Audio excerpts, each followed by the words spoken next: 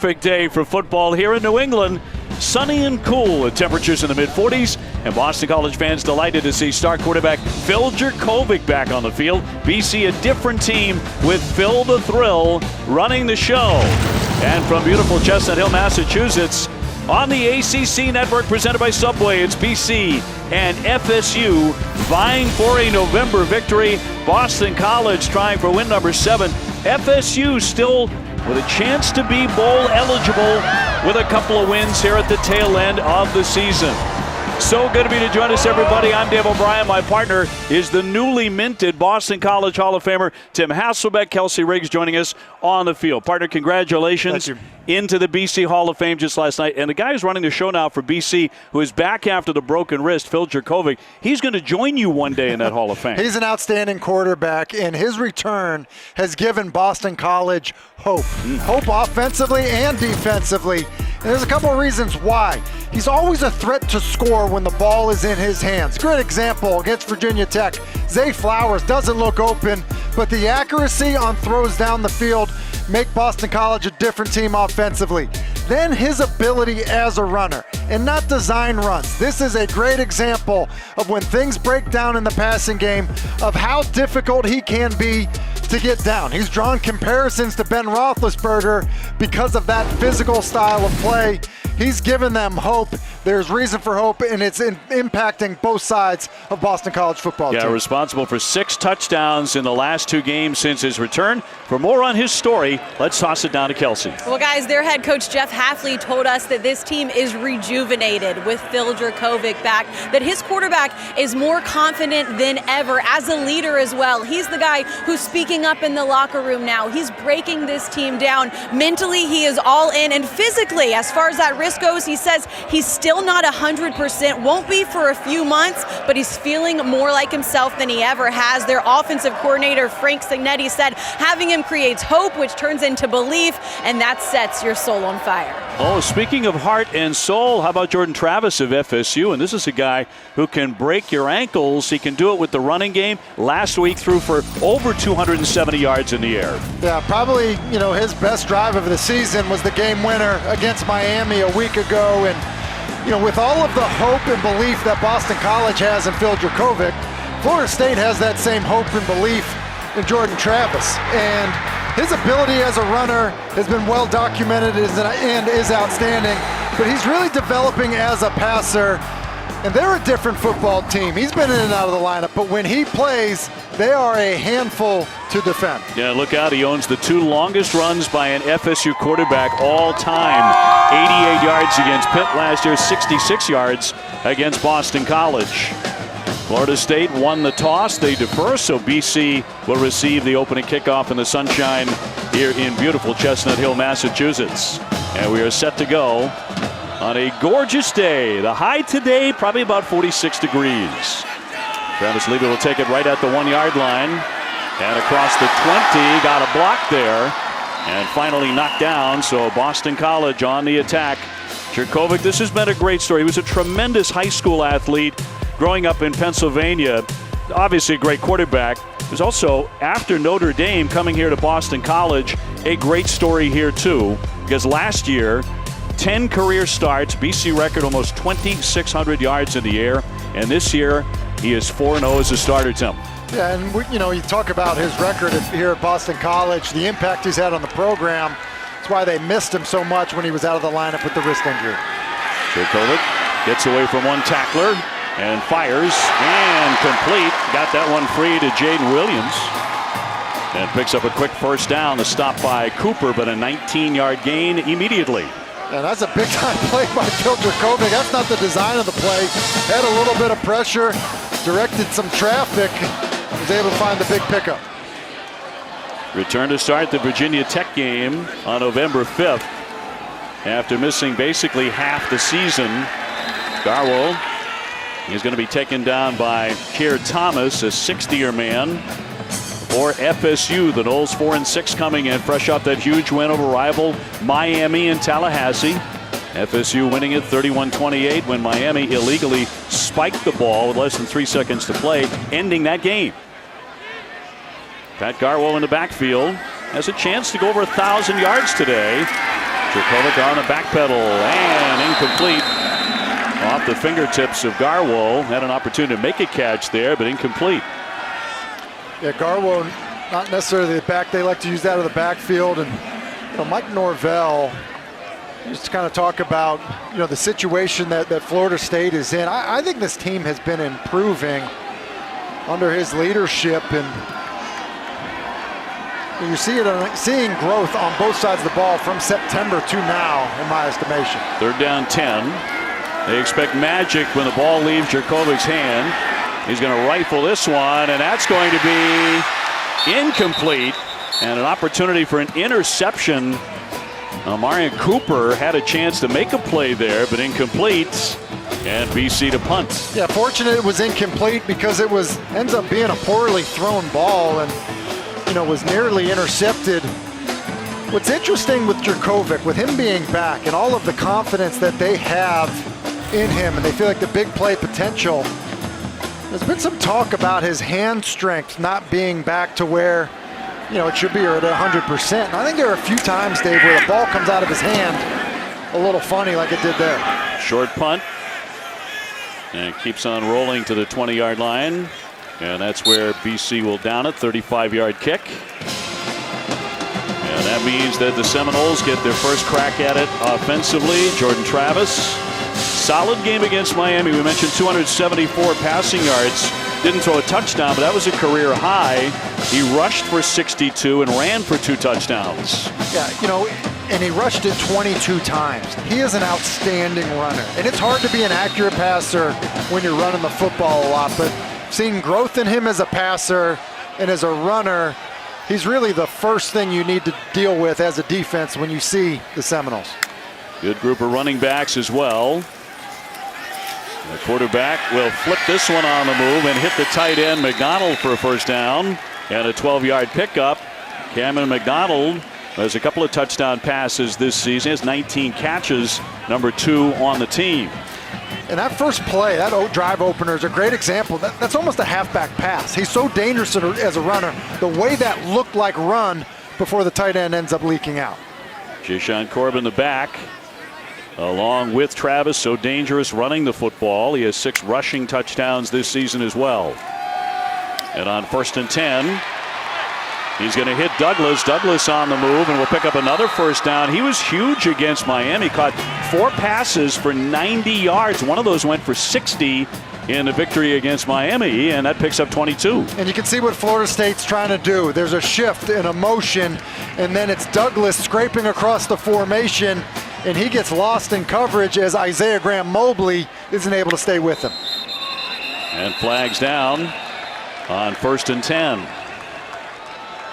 Just getting underway here at Boston College on a Hall of Fame induction weekend. Delay of game. Defense, disconcerting signals. 5-yard penalty. Still first down.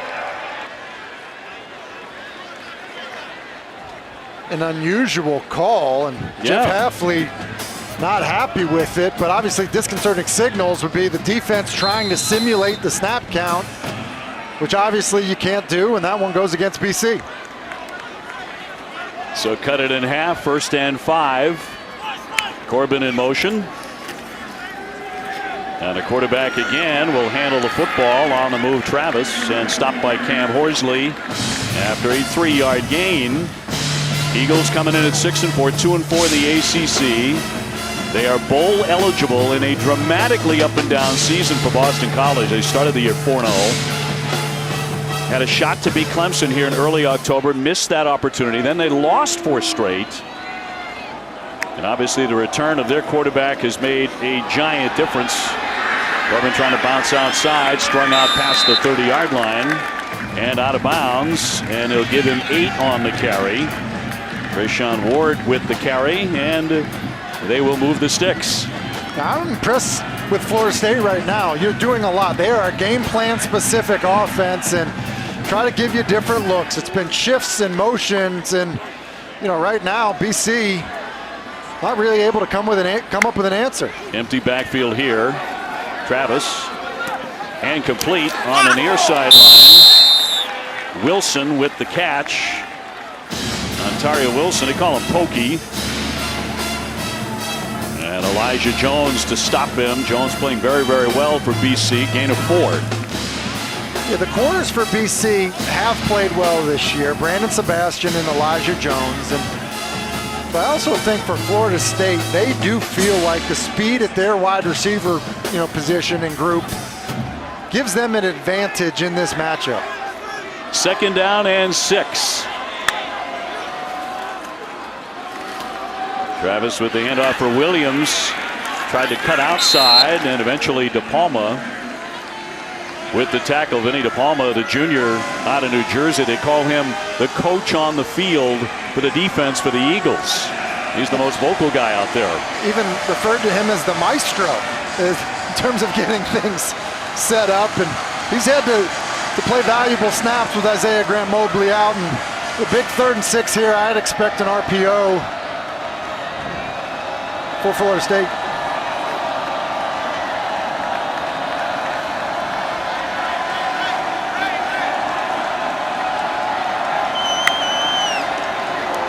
Travis taking a snap, looking and over the middle and finds a receiver. There is a flag down. Jordan Wilson with the catch, but a flag dropped right at the 10-yard line.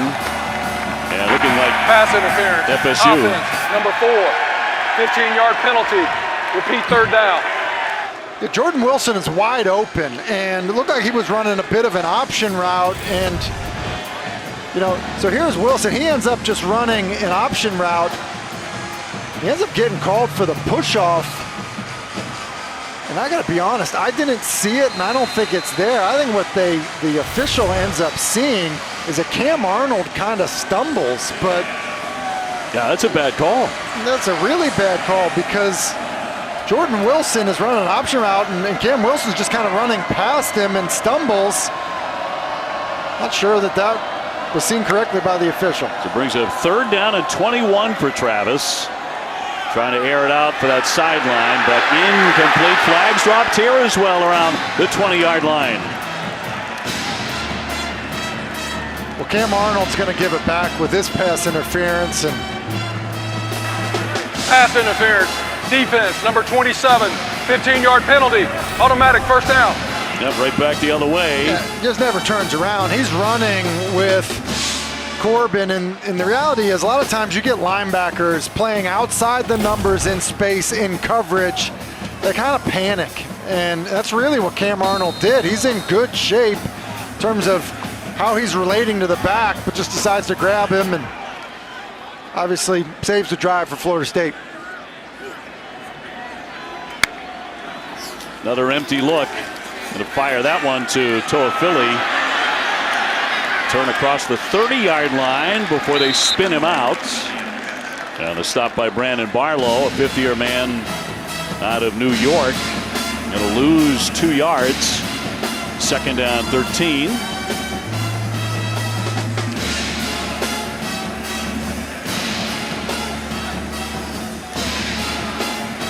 Travis of North Carolina accounted for all 5 touchdowns in that win. Became the only player in FSU history with 3 passes and 2 rushing touchdowns in a single game.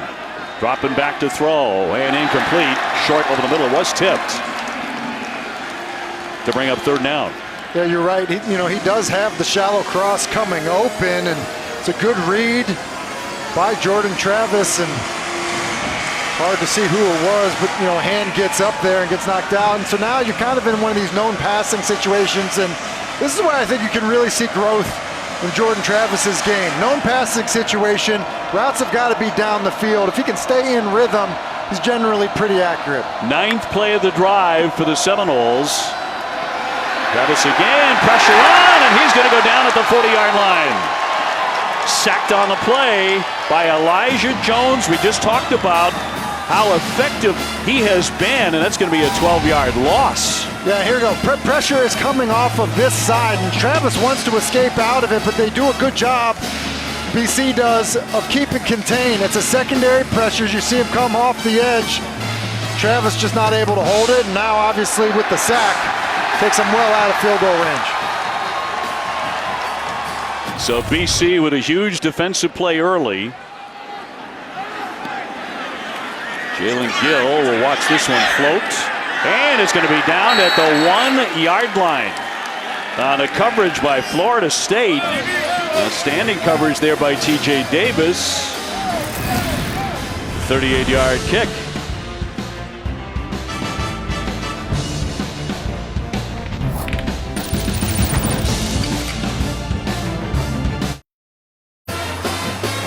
We're debating whether this outfit is permissible before Thanksgiving, but I think here in New England it certainly is with the temperatures in the 40s. I mean, Santa's here. Look at Santa. This BC hat. Shakai Davis, by the way, downing that ball at the 1 yard line. So this will be a 99-yard effort by Dracovic, and already activity on that front line by the Seminoles. So that will certainly help the Eagles' cause. Offside. Defense number 91 with contact. 5-yard penalty. Still first down. And the reason that's such a bad penalty by Robert Cooper is everybody knows that the risk reward as an offense when you're backed up of going on to a hard count, something is always there. It's coached. You know about it. Obviously, the breathing room that gives an offense is significant. It's a nice job of using the snap count by Dracovic. 1st and 5. Moving the football out to the 6 yard line. And we'll keep it on the ground here. And a stop by Amari Gaynor on Garwold. That'll gain 3. Seminoles lost their first 4 games of the season. They barely snuck past Syracuse, or it would have been 0-5. They started out with an overtime loss to Notre Dame and then fell to Jacksonville State, Wake, and Louisville. Also losing to Clemson and NC State. They are 9-1 in their last 10 meetings against Boston College. I've been impressed with the resolve after the slow start. And stacked up, tight defense on the line there by the Seminoles. Fabian Lovett, part of that strong front 4 for the Noles. It is a strong front 4, and Lovett just does a great job of shedding the blocker, and that's Trapillo who's filled in for Christian Mahogany. It's the strength of their football team, no doubt about it. They're 4 defensive linemen, and they're active, and they've gotten everybody in the conference's attention so far this season. 3rd down 2. And it's Garwo, actually Levy this time with the carry. Travis Levy with Keir Thomas on the tackle. Well, and there you go. And that's the second time we've mentioned Keir Thomas. And you know, Jermaine Johnson gets a lot of attention, but Keir Thomas has had a tremendous season as well. And that's a big play on 3rd and 2 when it looked like there was maybe room to pick up the 1st down. Only got 1. So Boston College backed up and will punt. And Wilson back around midfield for the Seminoles. Trying to get great field position here early. Wilson back to the 40. Looking for some room and takes a pretty good shot there, shy of the 50-yard line. 47-yard kick, a 7-yard return. There is a flag down. 6:40 to go here in the first, and no score. Florida State and Boston College. And they will get together and talk about the flag. You mentioned an awfully sharp hit right around midfield. There's no foul on the previous play. TV timeout. That means us. We'll take that break. 0-0 game in the first. ESPN, home of the college football postseason. Welcome home. ACC Network College Football is presented by the Eat Fresh Refresh at Subway. Well, these folks don't have to go to school to learn how to stay warm. They're very, very good at it. You're going to need some help today. All bundled up, starting to feel a little bit like winter finally here in New England. It is. I think that Florida State probably caught a break with the sun and that it isn't a little bit colder, but definitely a great day for football. And wonderful to have a noon kickoff. We haven't had many of those, our particular show here on the ACC Network. And a huge day in the conference. And Travis is back to throw, and incomplete off the hands of Ward. And could not make the catch. Boston College, Tim, banged up defensively with some key people out.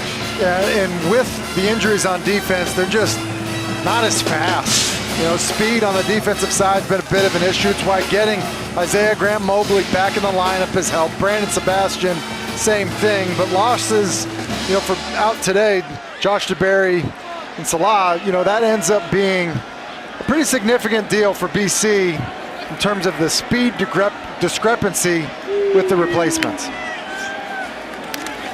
And for Corbin, trying to dance back to the center of the line, got across the 50-yard line, and we'll pick up 3 yards as we toss it down to Kelsey Riggs. Well, guys, we got to talk with their defensive coordinator, Tim Lukaboo, about some of those injuries, and he told us, look, it's November. Regardless of what league you're in, you say a prayer, you hope you've drafted or recruited well, because you have some big-time injuries this time of year. It's when guys really have to step up. We'll see if they're able to.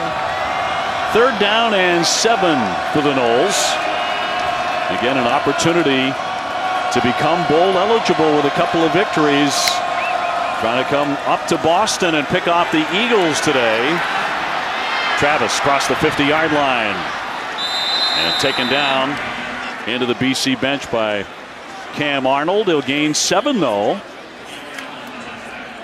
And good pressure by Marcus Valdez, but not enough to deny them a 1st down. It's a really good job by Jordan Travis. You see the pressure that gets brought inside. Florida State does an excellent job of picking it up. Isaiah Graham Mobley looks like he slips, and that's all Jordan Travis needs is one defender to fall. He make you pay. Does not need much. He's going to rifle this one and a drop. Drop by Parchment, the wide receiver. Opportunity to make a catch there. Did not haul it in off the hands. Yeah, and that's a miss for Jordan Travis. He has Parchment, balls thrown behind. He also had Pokey Wilson going down the sideline. And I think it's one of the things, I referenced it earlier, is after runs for quarterbacks, it's just harder to be accurate at times. I think that's what got Jordan Travis. 2nd and 10 at the 40. Travis with another handoff. Open space here on the right side by Corbin. Cam Arnold with the stop, but that's an 8-yard gain. Corbin's averaging 6.5 yards per carry, and he can be very dangerous bouncing outside like that. I think it's a good stable of backs that Florida State has. They rotate a bunch of them in. They're all pretty versatile, and you know, for Boston College, when they have defenders in place to make tackles, especially in the front, they've got to be able to do it, because when they get to the 2nd level, the speed for Florida State will really start to show up. 3rd down 2. Wants to put it in the air, now on the move. And got close. Cam Horsley eventually with the stop. There's a flag once again on the play. So a flag down, 4:46 to go here in the 1st. No score here at Chestnut Hill, and they will gather again to discuss this call. Personal foul, face mask, defense, 15-yard penalty, and then the run. Automatic, 1st down. No question about it. Vinny De Palma's got his hand in there on Jordan Travis's face mask, and you know, plays like that are the things that are really that may make Florida State a difficult offense to defend. That's a nice play. Climb in the pocket on a 3rd and 2. Even if you don't get it, you're close. Maybe go for it on 4th down, then obviously draw the penalty. Gives you a big pickup. FSU's been outstanding in the red zone this season. And on the outside to carry once again. Got down close to the 15-yard line by Ward. We mentioned that for a 4-6 team, Florida State has been excellent in the red zone, converting 25 consecutive trips. They're 1st in the ACC in red zone percentage at over 71%, and in touchdown percentage. And 13 is the biggest reason for it. You know, his ability to be a tough physical runner, you know, I just think opens up so much once you get down in the red zone, and gives you another player you have to defend. 2nd and 9. Travis to roll. Gets free of one. Fires that one and complete. And a catch made by Wilson. Wilson for the corner and in for a touchdown. 16 yards for the strike. Well, I just said it was 13. It was Jordan Travis when they get into the red zone. And it's plays like that that are exactly why. I mean, it's a move the pocket bootleg play, and he's got immediate pressure, and there just is a calmness about him. That's an excellent job of finding Wilson on the over route for the score. Brings on Ryan Fitzgerald for the point after. So Florida State on top in the first quarter with 3:43 to go. And they have taken a 7-0 lead. Pokey Wilson finds the end zone. Well, he finds the end zone. It's because of the work of his quarterback, Jordan Traffic, finding Wilson as Florida State gets out on top.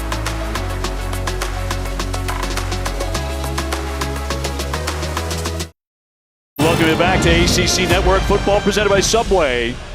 And here at Boston College, it's the Seminoles striking first on top 7-0. Yeah, really impressive drive, in terms of what Jordan Travis was able to do. A couple of first downs running the football, obviously drew the face mask penalty. And a really good play for the touchdown. So the Noles to kick off. And Levy will take it across the 20-yard line, the 25. And a nice return of 27 yards back to that route. Well, here's Pokey Wilson. He's running an over route, but watch what happens to Vinny DePalma, the linebacker, as he's trying to get back into coverage. Wilson just ends up colliding with him, gets him on the ground, and actually I think it ended up helping time things up a little bit for Florida State because Jordan Travis, remember, had to react and move in the pocket. Also need to mention it's an outstanding block by the tight end Jordan Wilson on Brandon Sebastian to help Pokey get into the end zone. Well, an injury here as Joe Lang is the man down for FSU. The return came out to the 32-yard line. And good to see Lang back up on his feet.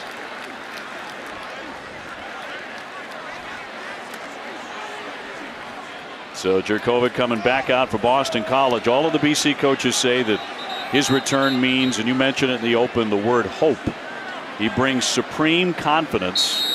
Jeff Hafley said it was like hitting the reset button on the season, like we were starting the season all over again when he returned 2 games ago, because very few people thought he was coming back from that wrist injury, that busted wrist. Speaking of getting busted, good hit there at the 30-yard line by Derek McClendon, going to lose a yard. Nice job of retracing his steps by McClendon to get Jurkovec down, but you're right, David. And Jeff Hafley didn't tell his team that Phil Jurkovec was coming back, even when he thought that he may. Just kind of showed up at practice one time, and the defensive guys were like, wait a second, who is that, under center? And he has given them hope. I think last week against Georgia Tech was a great example of it when they're down 21-7, but yet head into halftime up 28-21, and a lot of it because of their quarterback. Jurkovec can do this too. Staying up, trying to make a move, but they come up and say hello is Jermaine Johnson, who does that an awful lot, doesn't he? 62 tackles now, the most in the country for a Power 5 lineman. Yeah, this is a big-time hit by Jermaine Johnson. Jurkovec just kind of fighting for more yards, and Jermaine Johnson, that is a big guy with a lot of speed and a lot of talent pursuing to the football. He's been incredible this season, has had an outstanding year, and one of the reasons why when people talk about Florida State's front four, he's the first name that you think of. Indeed, he's an All-America candidate, leads the ACC in sacks. Jurkovec, a little bit of pressure there, underthrown. There are flags everywhere. And an interference coming up. Looking for his tight end, Luchetti there, but Cooper guilty on the flag. Pass interference. Defense, number 37. 15-yard penalty. Automatic first down. Marion Cooper got hit with that third FSU penalty. Yeah, Mike Norvell doesn't like it, and there's a lot of grabbing going on both directions. Yes. I think, and Mike Norvell's furious. I think he probably has a right. I mean, Luchetti's grabbing, Cooper's grabbing, and it just kind of ends up being, which way the official wants to call it. Well, they get the first down out of it, 1st and 10. BC on the move. And diving ahead, it's Garwo. He'll pick up 2 yards. We were talking with Frank Signetti, the offensive coordinator for Boston College, who's one of the most delightful coaches to chat with. And he said, I'm not comparing Jurkovec to Aaron Rodgers, who he coached at Green Bay, but he says they're similar in this regard. When you call a play, when he's passing, something magical can happen.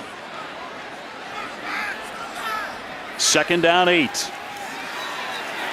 Here they come again, going to drag him down. He got it free, though. Somehow got a completed pass. Got that one to Luchetti, the tight end. And a little bit slow on the rise. All of that for 2 yards. Serious pressure again by Johnson. Well, Ben Petrullo having a hard time with Jermaine Johnson, and listen, you can create bad plays happening at that, but this is a little bit what you see from Jurkovec. At times it seems reckless, and he hit the ground hard after that collision, and looks to be up and okay now. But that's why you see these comparisons, or hear the comparisons to Ben Roethlisberger, because he's hard to get down and finds a way to get the ball out of his hands to avoid negative plays. Somehow complete. Open space to run. He'll slide down. Then he got stuck. And that's going to bring a flag. No question about that. Jamie Robinson is having a really nice year for FSU, but draws the flag, and a penalty coming up. Personal foul, unnecessary roughness with targeting. Number 10, defense, 15-yard penalty, automatic first down. Previous play is under further review. With targeting, Jamie Robinson, the sophomore out of Georgia. 65 tackles coming into this game. 2 first downs by penalty on this drive for Boston College. And here's what's going to happen. Because Jurkovec is sliding feet first, he's giving himself up, which means he's a defenseless player. And so when he's a defenseless player and gets hit helmet to helmet, and then his head slams against the ground, I think this will be upheld as targeting.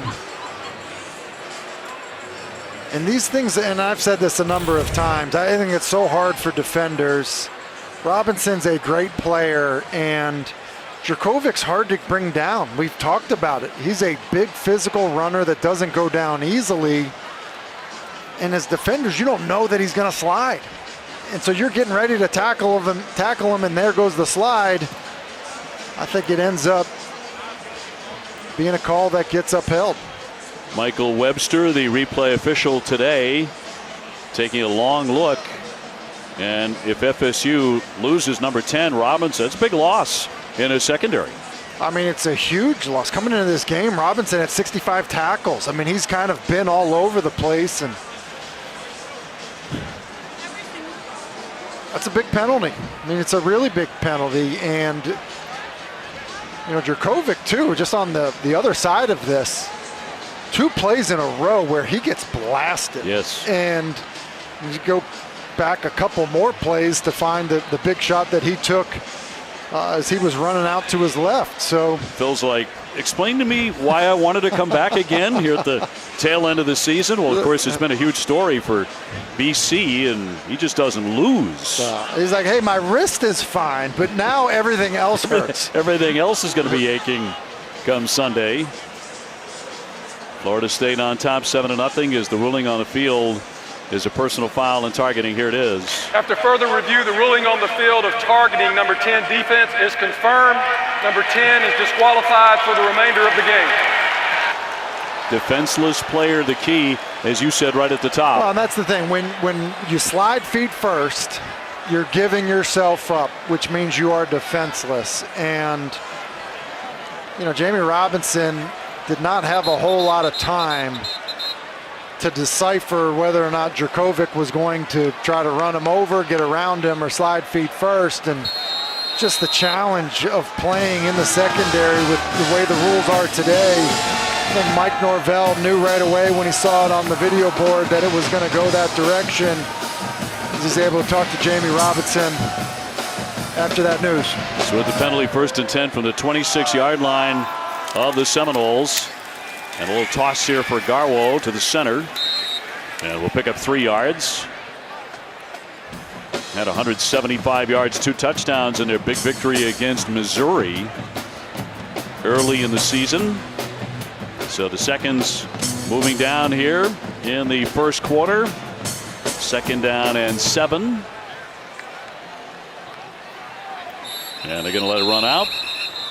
So that is the end of the first quarter. Boston College on the move right now, but the Seminoles have the lead 7-0 on a picture-perfect day here in New England. On to the second quarter at BC.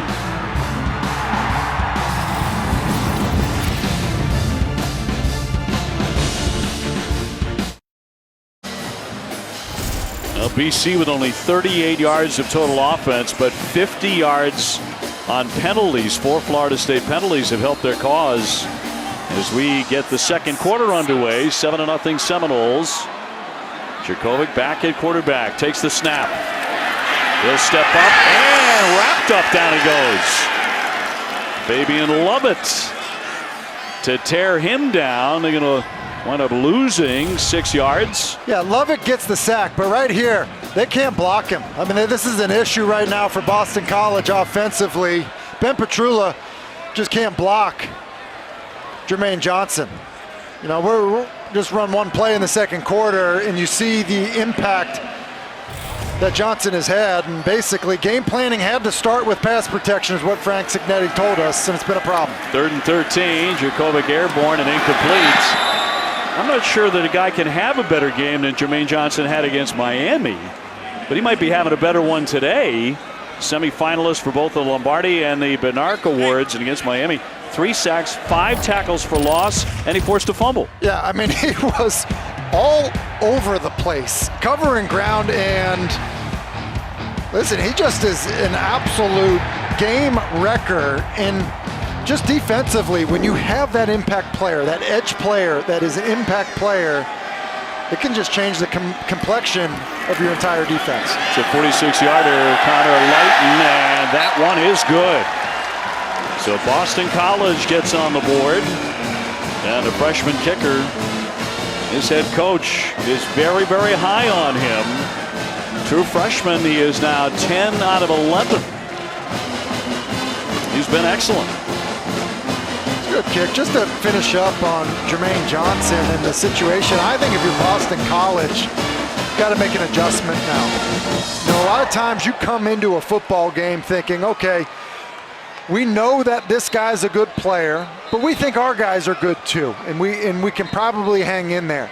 And then you get into a game and you realize, all right, now we have an issue. We need to give him better attention. And so whether it's chips, whether it's putting a tight end there, or whether it's moving the pocket away from him, I think BC's going to have some type of response. Otherwise, Jermaine Johnson's going to continue to disrupt them. I think it's been said before on the other side of the field, opposite number 11, we've got an issue. Yeah, there's no doubt. We've got a problem here, and we better figure it out today because he is all over the place. Corbin will let that one bounce, and now has to slide down and make the play and stop it at the 15-yard line. And now FSU, as we look at our marathon drive recap. Yeah, and it was really all about Jordan Travis using his legs. At the 3rd down run, great job escaping. Then on a 3rd and 2 runs, picks up a face mask. And then it was his ability to be elusive in the pocket to give him time to find Pokey Wilson for the score. And that's why, you know, all this hype and excitement and hope surrounding Phil Jurkovec.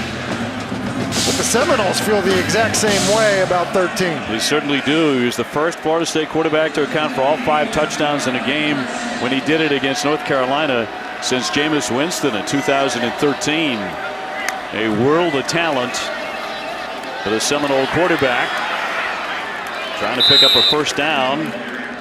And diving outside, Corbin will pick up 7.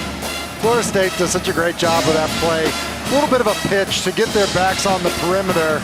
And as soon as they stretch you horizontally, they'll fake that pitch, and then Travis will just knife through the middle of your defense.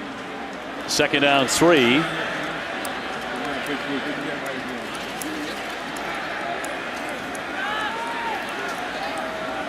And a sophomore out of West Palm Beach.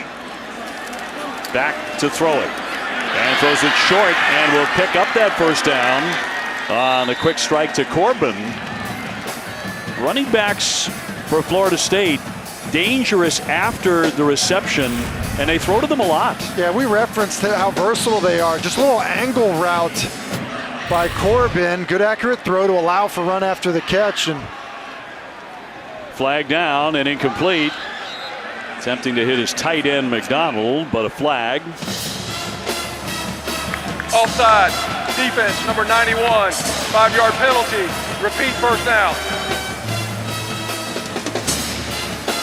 So another penalty here. 13-11 to go in the second quarter at Boston College. And it brings up a first down and 5 here for FSU. Trayshawn Ward now the running back, the freshman. As Tim mentioned, it's a loaded running back room for the Noles. There's a lot of talent there. Maybe Corbin busting a hole this time, gets outside and picks up a big first down. That was Ward actually. Trayshawn Ward with the carry, goes for 18. And Woodbay with the tackle. yeah, and it's a missed tackle by Isaiah Graham Mobley, who is a really good player for BC. Can run sideline to sideline, but he's missed a lot of time. And Tim Lebeku, the defensive coordinator, basically said to us, look, I never feel good about, guys when they've missed time and they've missed practice. I think it's shown up a little bit so far for Isaiah Graham Mobley. 1st and 10.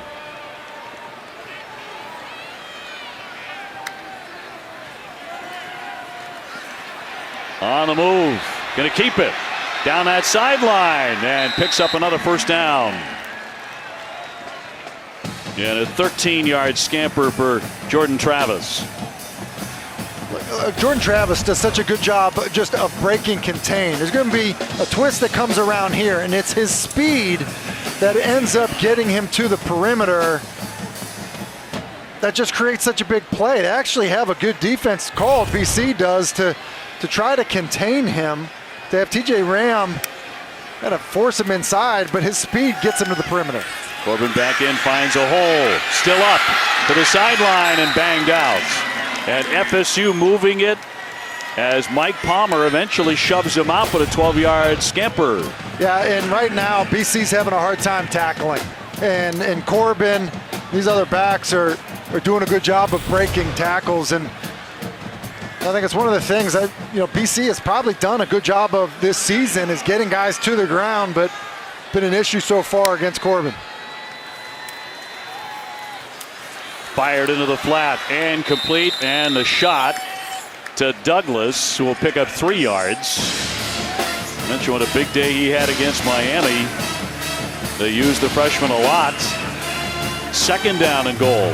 And I think plays like that are one of the things that can really start to make Florida State one of these teams that are hard to defend. Yes, you're running the football in between the tackles. You're hard to tackle, and then, hey, we're going to spit it out for a one-on-one outside the numbers to a guy as talented as Ja'Kai Douglas. Once again, FSU knocking on the door. Travis looking to his left and complete, looking for the end zone and diving for the pylon. They're in for a touchdown. A 7-yard strike. Toafili there to make the catch and dive ahead. A 7-yard touchdown reception. Well, once again, Florida State just spitting the ball out. So Toafili's going to basically come back and catch his football. Here comes Wilson, who's going to block on the perimeter and get another block on the perimeter. So essentially it's an extension of their run game. Just spit it out outside the numbers and have your big physical tight ends block secondary players to create an opportunity for an easy score. And once again, it's Florida State productive once they get into the red zone. That makes it 14-3 Seminoles. And there's no question Florida State's got BC off balance defensively because of the run-pass balance. That time, Toafili for the score.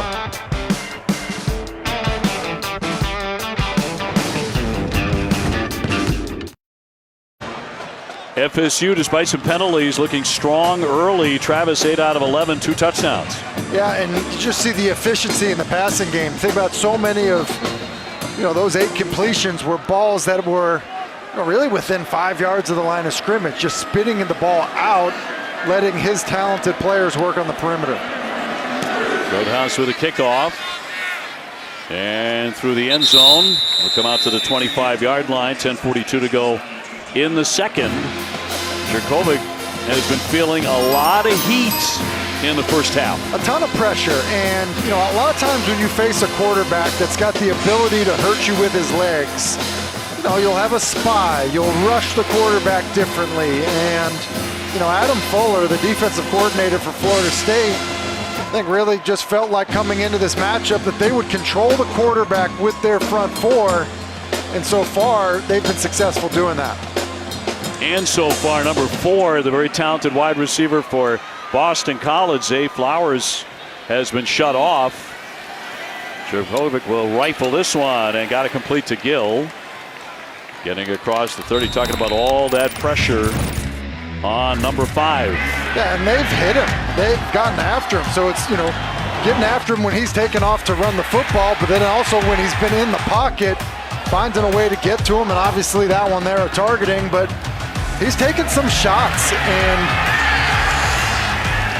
every quarterback, I don't care how tough you are, and Jurkovec's certainly tough, every quarterback eventually feels those hits. They're cumulative throughout the game. Sinkfield out of the backfield. Robert Cooper will wrap him up. Big question on Jurkovec, of course, is will he leave after this season, Tim? Mel Kiper has him as the 6th rated quarterback in the upcoming draft. Kenny Pickett is number 1. Falling ahead for the first down here.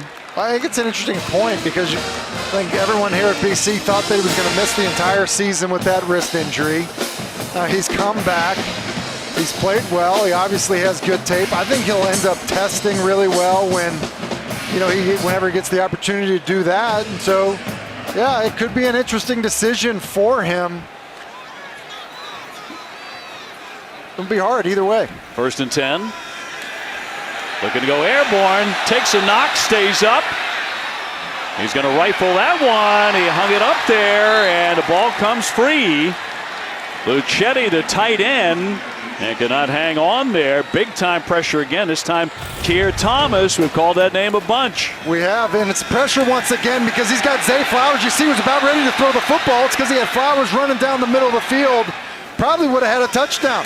I mean, there's nobody home. He can't get it off. Flowers knows it, and then actually is able to find a completion to Luchetti, but it's Kalen DeLoach who does an excellent job of just being violent through the football once it got to Luchetti. Jurkovec with a handoff here and some open space to run, and a pretty good hit there to upend Sinkfield. That was Jarkus McClellan and a 9-yard gain. Yeah, it's really the first big run, and I would expect a quarterback sneak again like they did earlier. 3rd and 1. And again, picking up a first down. BC likes to do that. You get in some of these 3rd and shorts quickly, they will just hustle and get set before the defense can kind of get it communicated that, hey, here comes the quarterback sneak. And then Jurkovec will do a good job of not just taking that quarterback sneak in the A gap. If he's got to go all the way out by the tackle, because that's where the soft spot is, he's comfortable doing that. Moved ahead of the 48-yard line. 1st down 10. Once again, all sorts of pressure by Thomas. We'll throw it, kind of pitch it toward that sideline as he got dragged down in the direction of Luchetti. Take another look. I mean, they're trying to get a naked bootleg coming at Keir Thomas. It's another amazing job of Thomas staying home, making a great play. And then it's Jurkovec doing his best Big Ben and getting the ball away. And because Luchetti's there, Phil Jurkovec just saved BC offensively about 12 yards. Sure did. On 2nd down, Sinkfield trying to get out of that backfield. Can't do it. They're all over him. It's Jermaine Johnson again. Another tackle for a loss. -5 on this one. BC can't block Jermaine Johnson. just can't block him right now. Here we go, and this is Tyler Vrabel trying to block him, and you just see for a man his size, the quickness, and Vrabel kind of gets his weight out in front. You just see the quickness, the hands, and the swim move. But Jermaine Johnson, we've seen him in the passing game. There he is in the run game. 6'5", 260. And all over Boston College. Jurkovec with time, and now on the move. Racing across the 50-yard line. He'll slide across the 40. That's a 16-yard run for a first down. And that, plays like that end up being backbreakers for defenses. Keir Thomas once again getting home. Ends up getting the hand warmer, from Jurkovec, and Jurkovec already probably feels like he's played an entire game. game. On the field with the line the game was made. Previous play is under further review. So they will take a look at it. They will check the spot when we come back. 7:15 to go before halftime at Boston College.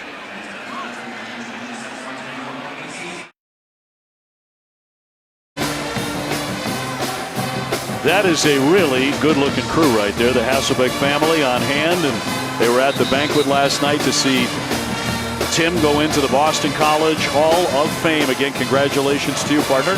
Thank you, Dave. And honestly, thank you to the whole crew. You guys have obviously glad to be here with you guys. And a lot of people have had to dig deep to find plays of BC, so I appreciate it. And it's also good to see Tom O'Brien, former Boston College head coach, and head coach here while I was a player. He showed up to celebrate your honor last night, which a great thrill for the family. There's a lot of Boston College alums in there. I mean, a lot of them. Great school. Down to carry. Busting free Sinkfield down the left side. Got across the 20-yard line. And a 21-yard breakaway before Kevin Knowles stopped him. And Boston College is going to need to figure out a way to get productive plays like this in the run game, because it's been a struggle to pass block, and it's a pretty good job there blocking up front. Sinkfield running hard, and we've seen a couple of pretty good pickups for BC in the run game. I think they're going to need to do that with how difficult it's been for them to protect Jurkovec in the passing game. Jurkovec with 3 rushing first downs on his drive himself. First down 10. And a pitcher, Sinkfield again on the carry. They're using him a lot on this drive, but nowhere to go there. Will lose 3 yards as he is upended. That's a big play by Kalen Deloach, who essentially puts down Ben Petrullo. Number 20, Deloach at 220 pounds, going after the 315-pound Petrullo, which ends up being a really, really nice play as BC's trying to get to the edge. 12th play of this drive, 14-3 Seminoles. Jurkovec. They'll dump this one right over the middle, and a quick strike. Got that one free to Jaden Williams. Knowles again with the stop, but not before a 12-yard pickup. Jaden Williams is a player that they want to get the football to. And think about Jurkovec, who's been under a lot of pressure. Does a nice job of hanging in the pocket as Williams was running a fairly long developing route. And he's a young player with probably the most speed out of this receiver group for BC. 3rd and 1. Sinkfield trying to pick up that yard. They cover him quickly. Didn't get it. Did not get it. Malcolm Ray, the defensive tackle, with a big stand to bring up 4th down. And I think I would probably kick the field goal in this situation, as hard as it's been to block Florida State's front. And that's a good example of a 3rd down where Malcolm Ray is able to get in the backfield and make a play. They try to draw him off sides, but I would kick the field goal. BC wants to talk about this with about 4.5 minutes to go here before halftime. Timeout, Boston College. That's their first BC will take their first timeout. We will take the break there as well. Florida State with a 14-3 advantage here at BC. Now Jeff Hafley has made the decision to go for it here on 4th and short. And I think they just feel like they can't stop Florida State. So I think Jeff Hafley's kind of making the decision. They're having a hard time defensively, and for that reason, going to leave the offense out there. That front four for Florida State has been unstoppable. 4th down and 2. And Jurkovic. Garrow with the handoff, takes a crunching hit, still moving those legs, still moving, and Florida State said he didn't get there. Jarian Jones came up with a big hit, and Florida State with a defensive stand, they deny Boston College. Yeah, I was a little bit surprised to see Phil Jurkovic under center and then just run a lead play. He's under center and they're just running a lead play here, and they're running it right at Jermaine Johnson, who just throws, looks like Joey Luchetti, just out of the way. Just stands him up and throws him out of the way. And once again, it's Jermaine Johnson who's just been too much. He's in virtually every play. Yeah, and I think that I was surprised to see BC just decide to run the football right at him, just because you know that in critical situations, BC's best thing is putting the ball in the quarterback's hands. So the Noles take over. Travis going to throw long, has a wide receiver out there, and a big completion for a first down pass midfield to Pokey Wilson. Well, after a big, stand defensively, Florida State decides to go at him and run them basically a rail route or a wheel route to Pokey Wilson, who's able to get outside the defense. And nice throw by Jordan Travis. Yeah, 41 yards. Empty backfield here, 1st down and 10. Travis has him on the move again, and another complete pass. And fired out to that far sideline and caught by Daniel. You go to the previous play. Here comes Pokey Wilson in motion. He just runs up the sideline, running a little spot route here. And BC doesn't do a great job of communicating or passing that off. And so Elijah Jones has got to end up running with him. He just can't stay with Pokey Wilson. 2nd down and 6 here for the Seminoles. Moving the football again. Already on top, 14-3. Their defense has been stout. The offense has been smooth, and that's because Travis can do so many things with it. On the carry here, Graham Mobley will get credit for the tackle. That's a 5-yard gain. That's an example of that play I was referencing earlier. Could get a quarterback sneak here. And ahead he goes to move the chains. Florida State confident they have it. Inside the last 3 minutes of the 2nd quarter. Let's see if they're going to measure this. Timeout for measurement. And they will. I tell you, the play to run off of some of these like quick quarterback sneaks, or the fake quarterback sneak and then something to get out to the perimeter, is all these teams, you bunch everyone up in there. Everyone knows that you're going to quarterback sneak it or thinks that you are. And I think Jordan Travis ends up getting this. Here come the measurement guys with 2:48 left. Whoa. And how about this spot? He did not get it. So wise choice to measure, just shy. So brings up 4th and inches. Your reaction was exactly what I was thinking. It was like you were speaking for me when you saw, I don't know, about 6 inches left for Florida State to pick up. And yep, did not get it. So the football around the 38-yard line.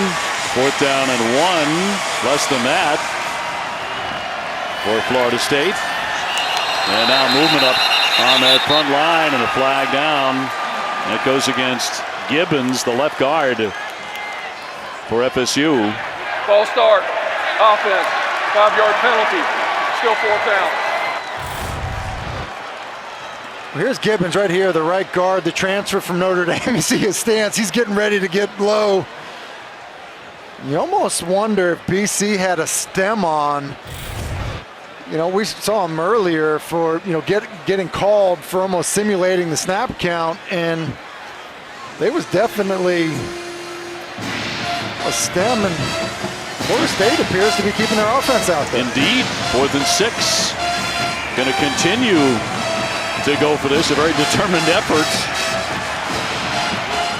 Deshaun Corbin back in at a running back. And flags again. Snap infraction, number 53, offense, 5-yard penalty. Wow. Still 4th down. On the center, Smith. Maurice Smith looks like he's going to snap the football. It's almost like the ball comes out of his hands. You see that? It was like he was rolling it on the ground. Now, what he wisely does is pick the football right back up. Now it's a penalty, illegal, you know, a snap infraction, but he doesn't pick that up. It's just a muffed quarterback-center exchange. But how about that sequence for Florida State? You think you're picking up the first down on 3rd and 1. You don't. You're maybe going for it on 4th and inches, and then 2 consecutive, basically pre-snap penalties that force you to punt. Jalen Gill back at the 10-yard line. And over-end punt and a fair catch, and that's where the drive will begin. That's a 38-yard kick. 2.5 to go before halftime.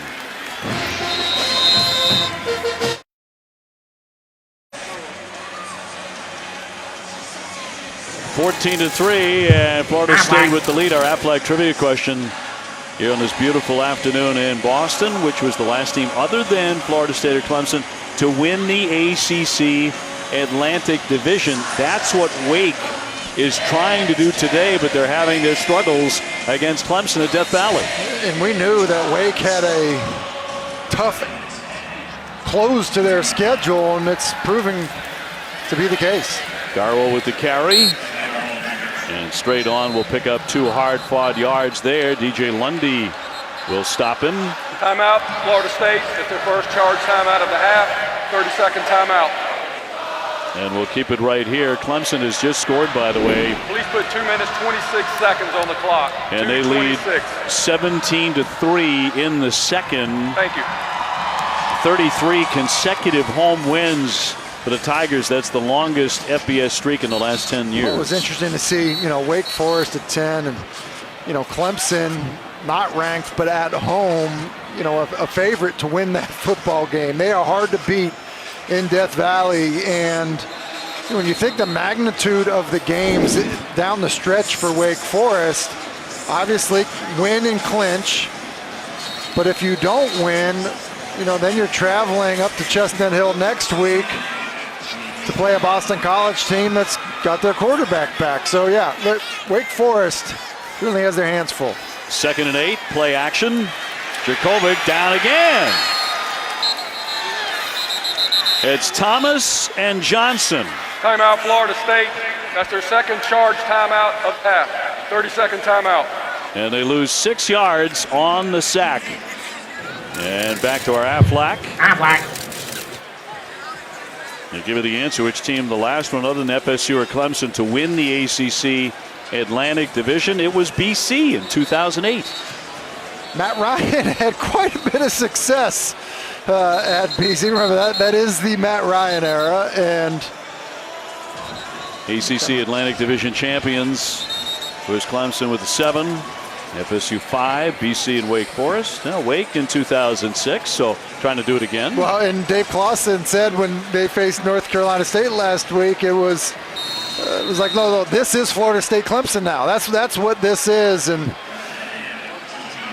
he's done a great job with that football program. 3rd down 14 after the sack. Jurkovec working out of the end zone, gets rid of it. And they're going to take him down in the end zone for safety. Or are they saying he got a cross? I think they said he did. Ruling on the field, the ball was caught outside of the goal line. Forward progress at the 1-yard line. Forward progress at the 1-yard line. Inside that.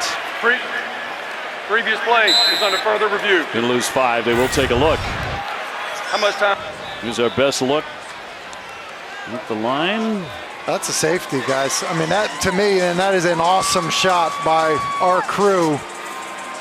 But I'm looking at that, and that appears to be a safety. Travis Levy is catching the screen. Now, you remember, it's the opposite of scoring a touchdown. So the entire ball has got to be, into the field of play, not just the edge of it. And so when you look at this, Travis Levy is catching that football, ball in his right arm.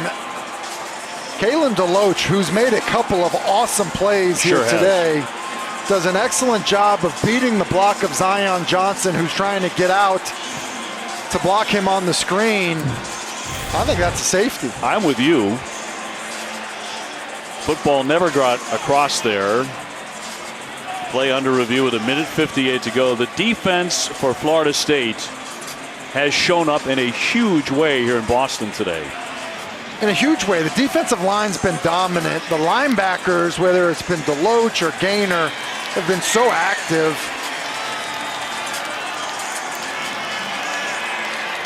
You definitely feel like that's the case, the safety. Well, and here's the story.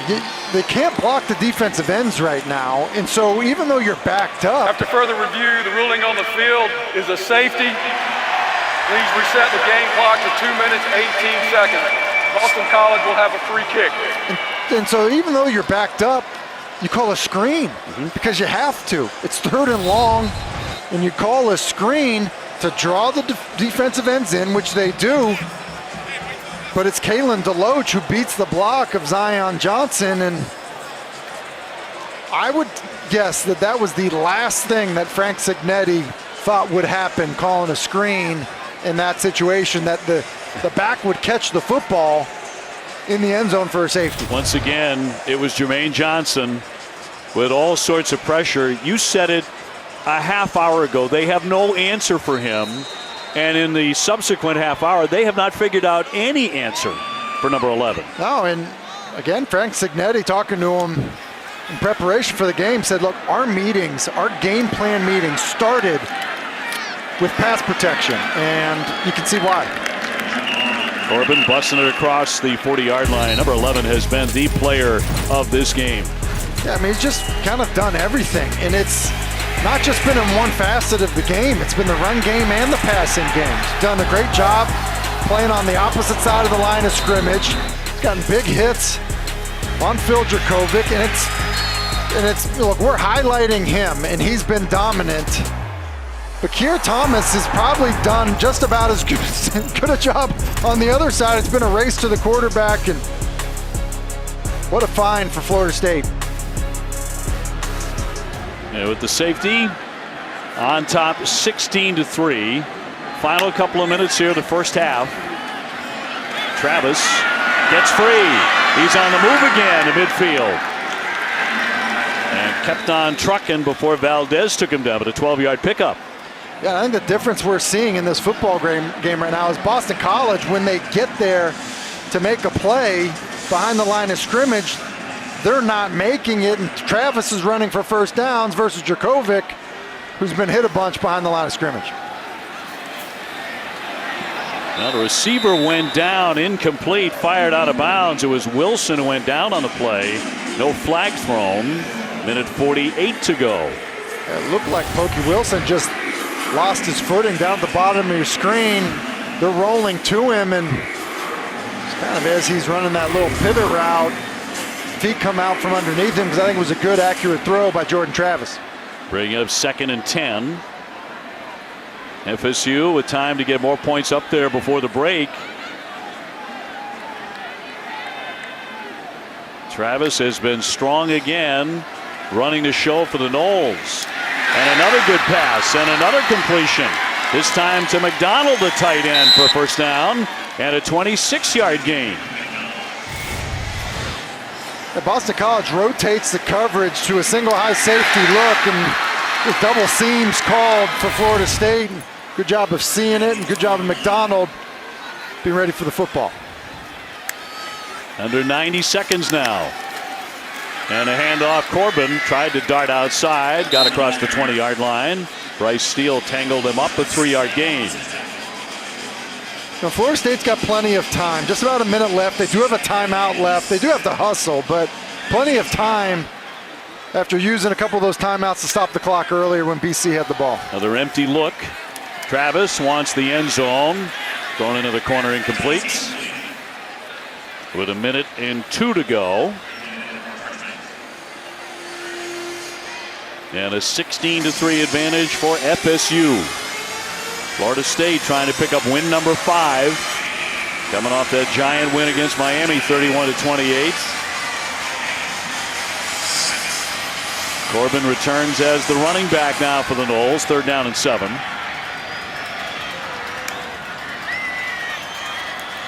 Travis on the move at the 30, and out it goes. Off into the stands. Boston College and Cam Horsley bringing some pressure. It was a good job of BC. It's man-to-man coverage, and guys did a good job of running with the receivers for Florida State, and then as Travis escapes outside the pocket, this ends up being a pretty big stand. For as poorly as Boston College has been able to play on offense, the fact that they hold Florida State there, pretty big stop. Be a 36-yard attempt here by Ryan Fitzgerald. And this one is up, and this one is good. Boy, they are just automatic in the red zone. It's 28 for 28 now. It's incredible. Typically, it's been touchdowns, but at the same time, kicking game has been good, and just so much confidence, that comes from that. Once you get down in there, it's deflating when you get denied. And so, being able to come away with points, one of those things about just kind of being infectious and contagious, certainly a big deal. Halftime report coming up. Wake Forest and Clemson. Big update brought to you by Auto Owners Insurance and Tim's induction into the BC Hall of Fame. Our entire crew feels like we're part of that. And the honor for my partner, who's a 2-year starter here at Boston College, 29 career touchdown passes, some huge wins along the way, and then a long career in the National Football League. 19-3, the family gathering here, many families to see players inducted at the ceremonies last night. Get your own sign, man. That's what happens when your brother has a luxury suite at the stadium, I think. Sinkfield wants to run it out of there. Gets across the 20. 1st down and 10. We were talking about the Atlantic race and what is on the line today with Wake at Death Valley. Got to win one of the last 2. They close out the regular season here at Boston College next weekend. Yeah, and I think we knew that this would be a bit of a challenge, for Wake Forest. They had a close one last week as well, and NC State obviously not out of it. And then the other aspect of it is this: Clemson, who I think everybody basically wrote off, still in the hunt. Very much so, and they're up 17-3, incomplete, intended for Gill. You would think after all of these years, we'd all be smart enough to not write off the Clemson Tigers in any scenario. I think Dabo Swinney, who's coached, teams recently with, a lot of good fortune for his football team and dealing with success. I feel like he's almost built to deal with adversity as well, and has coached his team well through that. Jurkovec under throwing a receiver here, incomplete. Trey Barry, the tight end, the man he was looking for, but didn't get there. Well, I referenced it earlier. Sometimes, since coming back for Phil Jurkovec, the ball just hasn't come out of his hand right. And I know they've talked about his grip strength not being 100%. That looked like one that just didn't come out of his hand the way he would have liked it to. And I think BC's got to be careful here. Running the football and just kind of getting to the half might be the best play. 3rd and 10. On the move, Levy. Levy upended around the 3rd. Well, kept up. And got a couple of extra yards after the point of contact. He makes 9 on that play with 29 seconds remaining. Timeout, Florida State. That's their 3rd and final timeout of the half. 30-second timeout. FSU on top 19-3. ACC football coming your way, 4 o'clock. Syracuse up against number 20. NC State. And the primetime game, Virginia Tech and Miami. Two programs in flux right now as far as the athletic departments and the head coach. Yeah, there's no doubt about it. So it'll be interesting to see the effort and energy you see from those teams. I usually felt like when there was a big shakeup that it grabs everyone's attention in a way that you see guys end up playing really hard in those environments.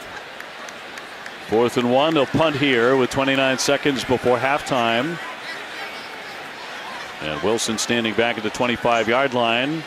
Florida State is going to have the football to begin the second half, so they are in great shape right now. Wilson with a fair catch. And 23 seconds to do something after a 38-yard punt. Look, I will say this, at Boston College. During the kick, holding, number 5, return team. That 10-yard penalty will be enforced from the end of the kick. First down, Florida State. Wake Forest, by the way, has just scored, so they trail 17-10 against Clemson. Well, I will just say this too about Wake Forest. You have to expect they're going to score 35. I get they maybe haven't seen a defense as good as the Clemson defense that they're facing in Death Valley, but I think everyone on that Wake roster, both sides of the ball, just has an expectation that they'll score that many points in every game. That's because they do, right? Yes. I mean, what they're averaging over the last 6 or 7 games. First down and 10 here for the Seminoles, last 23 seconds. Travis going to go deep, looking for a long strike here, but incomplete. And no flag on the play, intended for Malik McLean. And a coverage by J.T. Thompson. 16 seconds to go. I tell you what, BC playing this fairly aggressively for this situation. I mean, just around 20 seconds left in the half, playing cover 1, which basically means man-to-man coverage with only a single high safety deep. McLean gets beyond the defense. BC's kind of fortunate that Jordan Travis overshot that. 2nd down 10 for the Noles. And will stay on the ground. Corbin looking to get outside. Out he goes, chased out by Marcus Valdez. Talented defensive end, a grad for BC. And I will tell you, I think Boston College has to feel fortunate at 19-3 going in at halftime if it remains that way, with how poorly things have gone for them offensively. And how stout the defense has been on the other side for Florida State. Travis will be chased down. He goes. That was Valdez again, who's had a good first half. They're going to lose 11. Timeout, Boston College. That's their second charge timeout of the half. That's their second timeout. Please put 5 seconds on the clock. 5 seconds. So reset the clock to 5. 5 seconds remaining. Okay, and so that's an interesting distinction here. With 1 second, you don't have to punt the football on 4th down. Take a snap, quarterback just launch the ball out of bounds in the direction of a receiver. Now with 5 seconds, you may still be able to do that, but it's got to develop a little bit longer. You have a chance for something bad to happen. Now, you wonder if Florida State feels like they have to punt, and if that is the case, you obviously want to punt the football out of bounds. Looks like they're going to leave the offense out there. What I believe they end up doing is running a receiver down the field. Jordan Travis throws the ball as far and as high and out of bounds as he can to the right to let the clock expire. 4th and 21. Travis from the 1-yard line. And does exactly that. And that's the end of the first half. That's the end of the half. With Florida State on top 19-3 over BC. My partner heads down to the field for the halftime ceremony, the BC Hall of Fame. And that class will be introduced to the crowd here at Boston College, here at Chestnut Hill on this gorgeous day. we will be covering that ceremony for you as well. At Please put halftime, 20 minutes on the game clock. 20 minutes. FSU leading BC 19-3. Tremendous first half on the defensive side of the football by Jermaine Johnson and Kier Thomas. And with Coach Norvell, here's Kelsey. Coach, your defense came out and made a really strong statement in that first half. What did you think of their performance? I thought they've done a really good job here in the first half. We still had some mistakes, some penalties at extended drives. Guys are playing hard. We've been able to stop the run. Just got to continue to be clean on our fits. It's a really talented Boston College offense, so we got to do a great job in the second half. Your team continues to be successful in the red zone, 3 for 3 so far in the first half. What do you need to do to see that continue? We want to continue to make sure when we get down there we're scoring touchdowns. We've had to settle for a couple field goals, but I like the way that our guys competing. We got to be smart. We got to make sure that we're owning the ball here in the second half and play 34 minutes of Seminole football. Thanks, Coach. Thank you. Well, he's got to be delighted with the defensive effort in particular.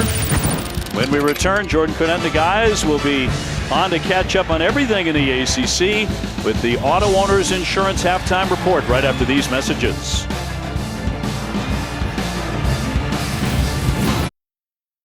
I played the game and I'm still the same and I never changed just to get a dip. We call that ballin'. Doing this is my calling. Flow is so appalling. My phone off and she calling. I'm like, yeah, what it do? Penthouse, man, what a view. Fall back cause I'm coming through with my whole team. They coming through, that's real. 18 seconds. Boston College will have a free kick. ACC Network Football presented by Subway. We're ready for the second half. Florida State, an impressive first half here at Boston College, on top 19-3. Phil Jurkovec, one of the better quarterbacks in the country when he's healthy and rolling, but the ends were driving him nuts. I mean, Florida State came at him all through that first half. Well, when he's healthy and rolling, and one of the ways you stay healthy and can roll offensively is you're standing upright, and that just hasn't been the case Right. for Phil Jurkovec. They haven't protected him well. He's been hit a ton, and because of that, it's been a struggle for Boston College offensively. We'll see what kind of adjustments they were able to make during halftime. FSU on top, and they get the football back. Longman with the kick. And Corbin's going to take it out of the end zone and across the 15-20. And diving ahead to the 25 moments to go, Kelsey with Coach Hafley. Coach, their defensive front gave you guys a tough time in the first half. What adjustments do you need to make? We got to block their ends. Phil's getting killed. We got to protect for him better. We got to be aggressive right now. We're down. We got to be aggressive, and we got to do some things better coaching, obviously, too. Because of that, Phil wasn't really able to get into a rhythm in the first half. What was your message to him at the break? I just told our whole team in there, I don't care what the score is. I want to see us respond, and I want to see us fight. Wants to see fight. Also wants to see his quarterback stay away from Jermaine Johnson and Kier Thomas. And see his tackles block those guys. That's definitely been a factor. Jordan Travis, first handoff as we get the second half underway. It's Corbin. And bouncing ahead for a 6-yard gain. And stopped by Cam Horsley. Again, the Eagles coming in at 6-4, 2-4 in the conference. The Noles at 4-6, 3-4 in the ACC. But coming off that big win over Miami. And the Seminoles will finish their regular season at Florida next Saturday. Mike Norvell said there are only 2 games at the beginning of the year I talk about with my team. Miami and Florida. That's it. And on a run into wide open spaces, it's Corbin again across the 50-yard line to pick up a first down with a 20-yard run. Yeah, it's Corbin again. He's going to come in here. He's going to end up winding this back. But look at the movement they end up getting up front with their offensive line. They do a really good job. And I think the offensive line generally has been probably the most improved segment of this team. Looking for a long strike. Oh, that's a tough play, but incomplete. He had the catch made for a split second. Andrew Parchment, but unable to hang on. Covered by C.J. Burton.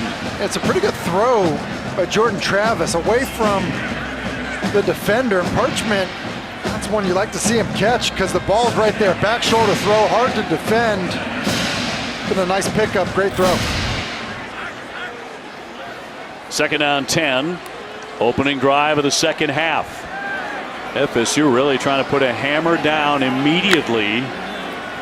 Ward in the backfield. It'll be a pass play instead. He's going to hit McDonald.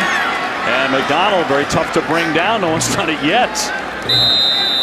And those sticks keep on moving. Woodbay finally wrapped him up at a 15-yard pickup. It's a great job. Play calling and execution there. Just kind of the run action gets Cam Arnold to aggressively play downhill, and then the throw comes in right behind him. FSU wants to move quickly, and they're doing it. Another first down. Ward wrapped up this time by Cam Arnold, and will lose 2 yards on that carry. I've been impressed with Florida State, just their balance. I mean, the run action, some of the plays they have off of the run action, and they got a bunch of players involved as well. Just so unique each and every week, Dave. Almost looking like a completely different offense at times. Certainly have a good plan today. 2nd and long for Travis. Good time in the pocket. Lofts it over the top. And a jumping catch, incomplete. That was Ward out of the backfield. Boy, they're so effective throwing to the running backs. They are, and they get these man coverage situations, and I think it's just the matchups that they like. You see where Ward is coming from, basically from in the backfield down the sideline.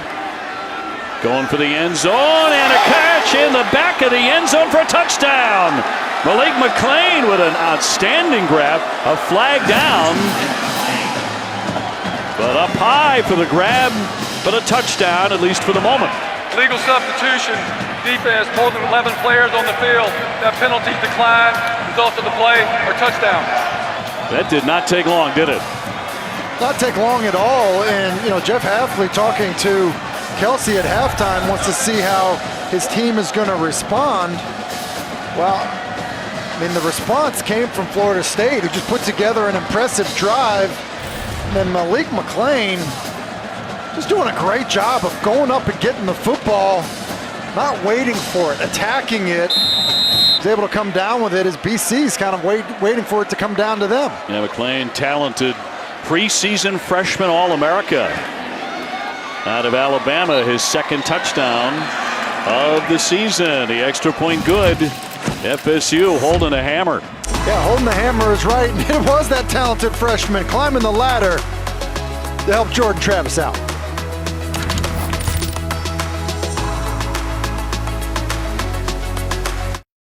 Going to Manning's tonight. You reached Peyton and Eli. Leave a message.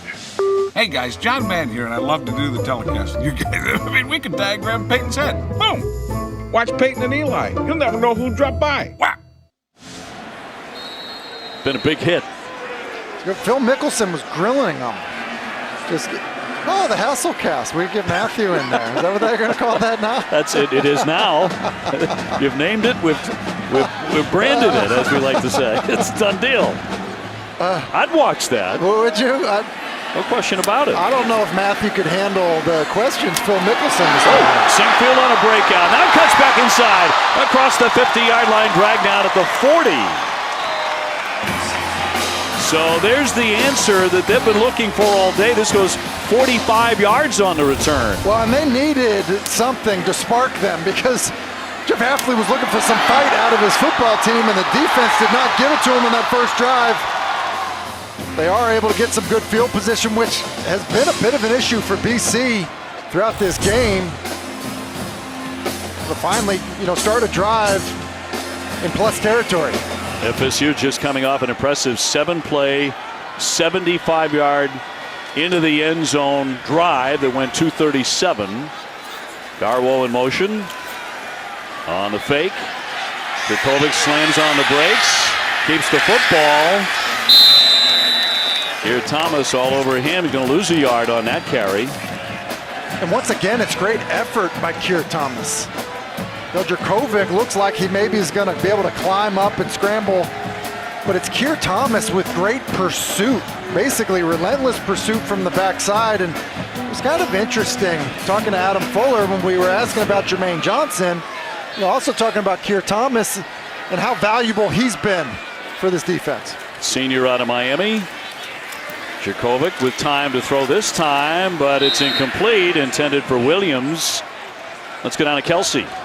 Well, Tim, you touched on it a little bit right there when Fuller told us that he's been as valuable as an addition as we've had, saying that, look, Jermaine gets a lot of the attention, and he should, but Keir Thomas has been doing big things for them as well. I actually got to talk to Jermaine Johnson a little bit about Keir, and he said the way he approaches the game, he's got this professional mindset. He's a guy that's gotten really close with him, and he says the way you come out and knowing he has his back every single time makes a big difference. Yeah, they both look like Sunday afternoons are very much in their future. Jurkovic flushed out of there. Evading one tackle, directing some traffic downfield. Going to keep it, and got past the marker. And a good job as he is knocked out of bounds, went sprawling there, but that's 17 yards. It's a really good job of coverage. You just look at what happens. You know, they're playing with a two-high shell, and essentially they rotate it down. Now, there's really nowhere for Jurkovic to go with the football. We've seen this a bunch out of him. Nowhere to go. He's able to escape, and then he usually creates a lot of big plays when that happens. It's a good job there, just making a decision to run with it. Nice gain for BC. Having trouble throwing the football today on the carry. Garwo to the right. That Garwo came in with a chance at a 1,000-yard season. He was about 100 yards shy of that coming into play. He's going to gain 6 on this carry. And you know, BC, you know, as bad as it's been, you just think about last week for them against Georgia Tech. They were down. They looked a little bit flat. But there was some fight in their offense, which is why I think Jeff Hafley was talking about seeing some fight from his team. At least the offense seems like they're responding. And off again. It's Garwo. Had an opening there. Finally down, but a first down.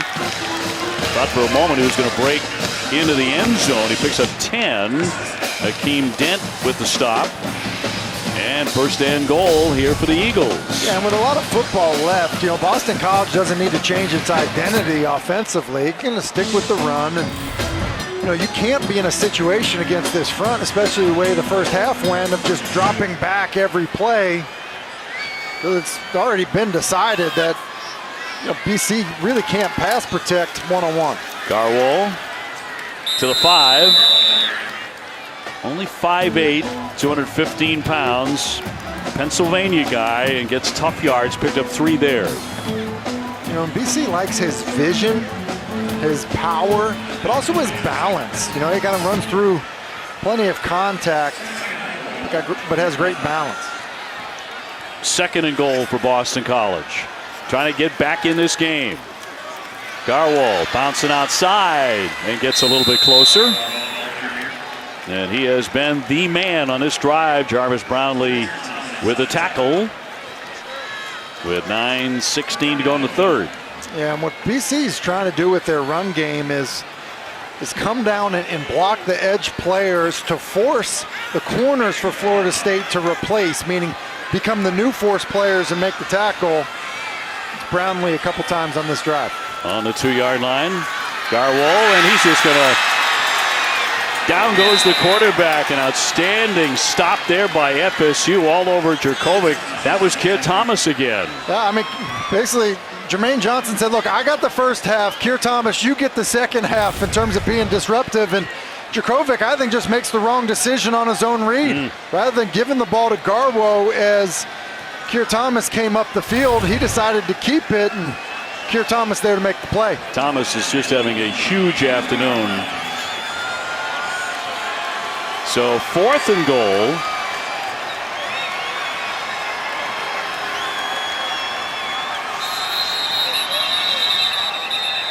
And they'll stop play right here. They're both pretty angry at the moment, and we'll take a timeout here. 26-3, FSU dominating so far.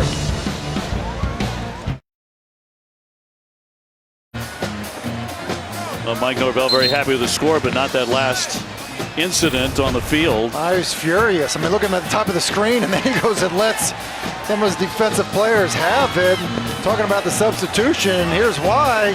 When you look at it, basically forced to take the timeout because there's only 10 guys on the field. And, you know, with 10 guys on the field on a critical 4th down, you've got to burn a timeout. And kind of a mistake that you don't want to make. And wouldn't expect to make with as well as they've played so far today. Well, 4th and goal, 26-3.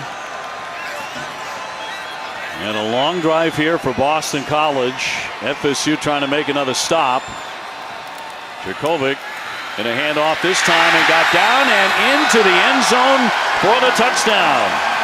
Pat Garwold, they really jumped on his back on that drive, and from 3 yards, he's in for 6. There's no doubt about it. Dave leaned on the run game that drive, and Boston College comes back with the zone read that they ran earlier, where Jurkovic ends up keeping the football, made the wrong decision that time, made the right decision, handed to 24 and let his big back punch it in. 9 plays and 40 yards, took a little over 4 minutes. Further review. And they will take a look on the scoring play. See if the knee went down before he got across the line.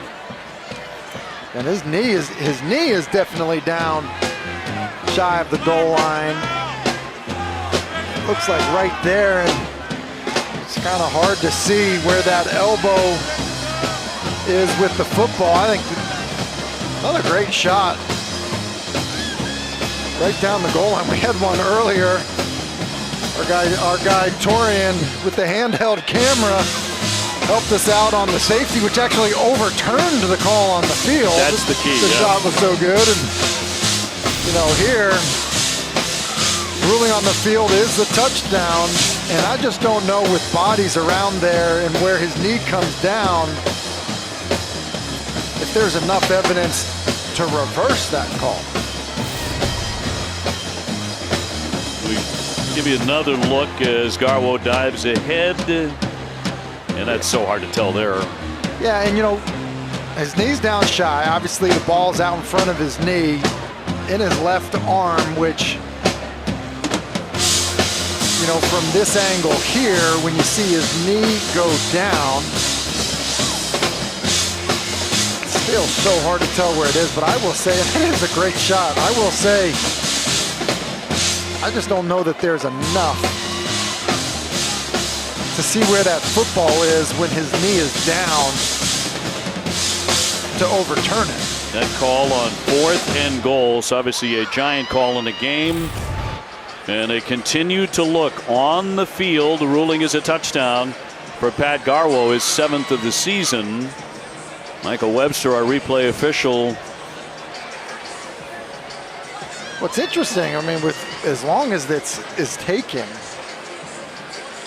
we look at that shot from right down the goal line, his knee is clearly short. But we know the ball from the other angle is in his left arm, and you can't see where that is because of a defender in the way. So, to your original point. After further review, the ruling on the field stands. Touchdown. Will be a touchdown.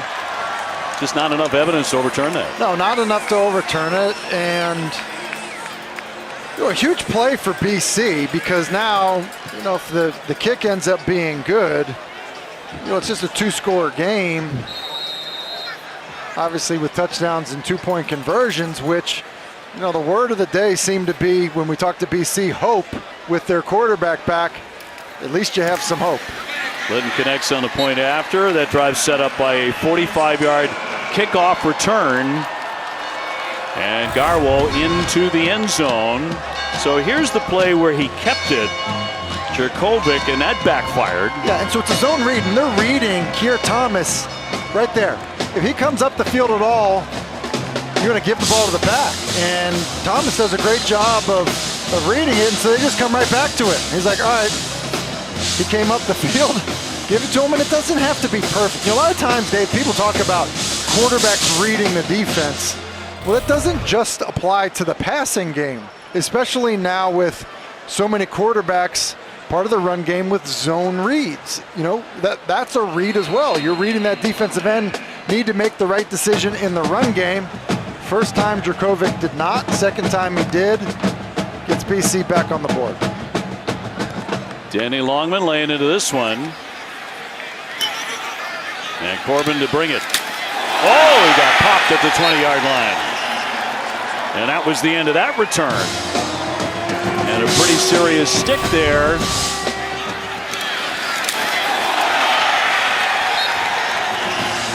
Joseph Sparacio answering the call, and his head coach was saying at halftime, need to get tough, need to get a little mean and get back in the game. Looking for some fight, and Sparacio giving him a little bit of fight, and I think this is the response Jeff Hafley was looking for.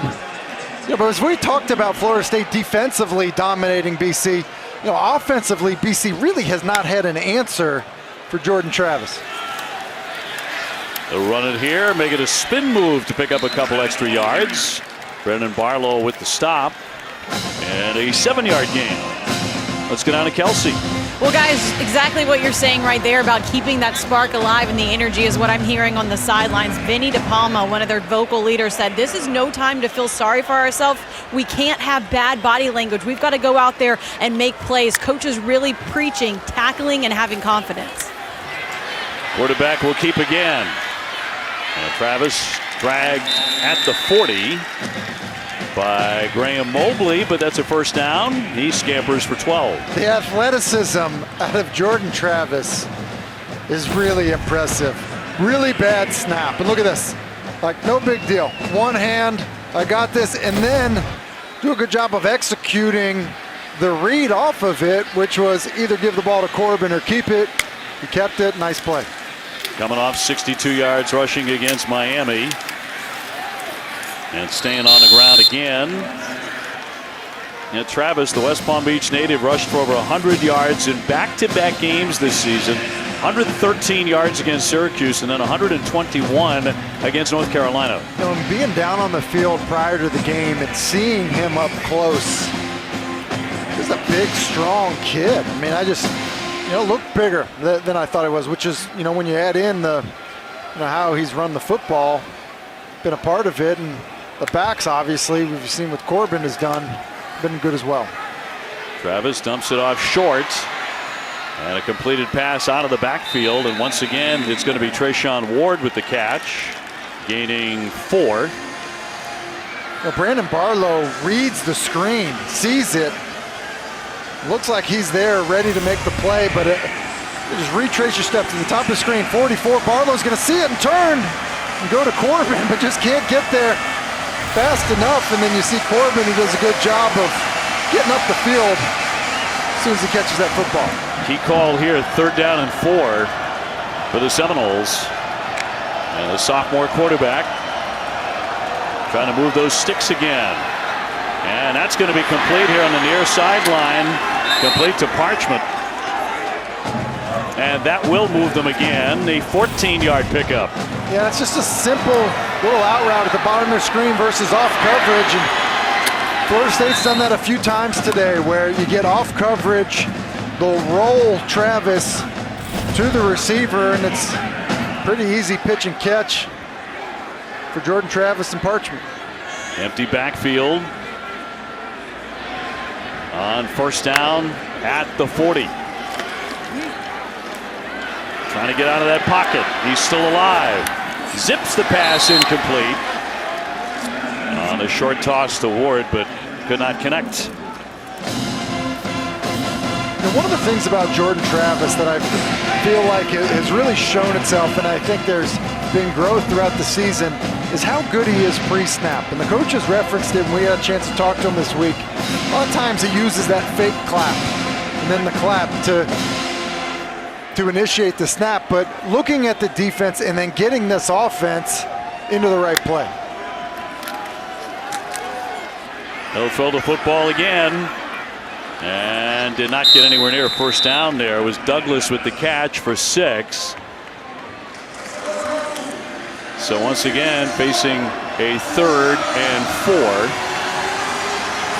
Well, and I will say, just like we saw on 2nd down, if Boston College is going to play as much off coverage as we've seen, they've traditionally throughout the season been a press man football team defensively, but given a fair amount of coverage, JT Thompson, 33, has been playing off quite a bit. Looks like he's impressed now, but if if you get free access throws, just go ahead and throw it out there, which we've seen Jordan Travis do. McDonald, a tight end in motion. Another short catch, another short pass, and going to be well short. To Philly, unable to get anything after the grab. In fact, it loses a yard. And it was Jaden Woodbay there to make the stop. Well, it was interesting. They ran this play earlier. This is the play that Philly cut for a touchdown. They motion the tight end over there. They get two blockers out in front, just spit it outside. That time, BC seen it, and Woodbay had seen it, and the Florida State transfer got out there quickly. Yeah, Jordan Travis is like, wait a second, I think they've seen that play before. Yeah, transferred this summer from FSU to BC. So 4th down and 5. And Travis to go for it. Good protection in the pocket. It's broken up, incomplete. Intended for Douglas, but Mike Palmer, the 5th-year man, but a flag is down with 3:35 left in the 3rd. There are 2 fouls on the play. Personal foul, high hit on the quarterback, number 97. Defense, we had illegal formation. Offense, more than 4 players in the backfield. Those fouls offset. Replay 4th down. Wow. Well, a couple things here. I mean, Valdez can't go high on Jordan Travis because Mike Palmer ends up making a great play. And man, it's these plays, forcible contact. That's how they call them. I mean, that's just, whether people like it or not, that's how they call them. That's a redo, and for BC, I expect him to come after Jordan Travis. So the Seminoles get another shot at it at 4th and 5. Travis throwing short again. He got it in there, tangled up, but he's going to pick up enough for a first, a 9-yard gain, a flag down. And they continue the scrum. Jordan Young with the grab, the wide receiver. They're going to get together on this flag. 3:24 to go. A couple of them dropped here. Illegal formation. More than 4 players in the backfield. Number 76 was not on the line of scrimmage. 5-yard penalty. Repeat 4th down. Yeah. Darius Washington, look at his stance. He's so far back that they're not saying he's on the line of scrimmage. And it's happened 2 plays in a row. Typically how that works is if official is going to flag an offensive lineman for not being far enough up on the line of scrimmage, he'll warn him. He'll say, hey, 76, you're cutting it close, like you got to move up. Normally you get some type of warning. So considering that it was flagged the previous play, you would think that Darius Washington maybe adjusted his alignment. Hill standing at the 10 as FSU punts. And trying for the corner and a coverage by FSU. Able to get down quickly. It was Wilson. 35-yard kick. Great field position. One time knocked down in a big way in a standing coverage.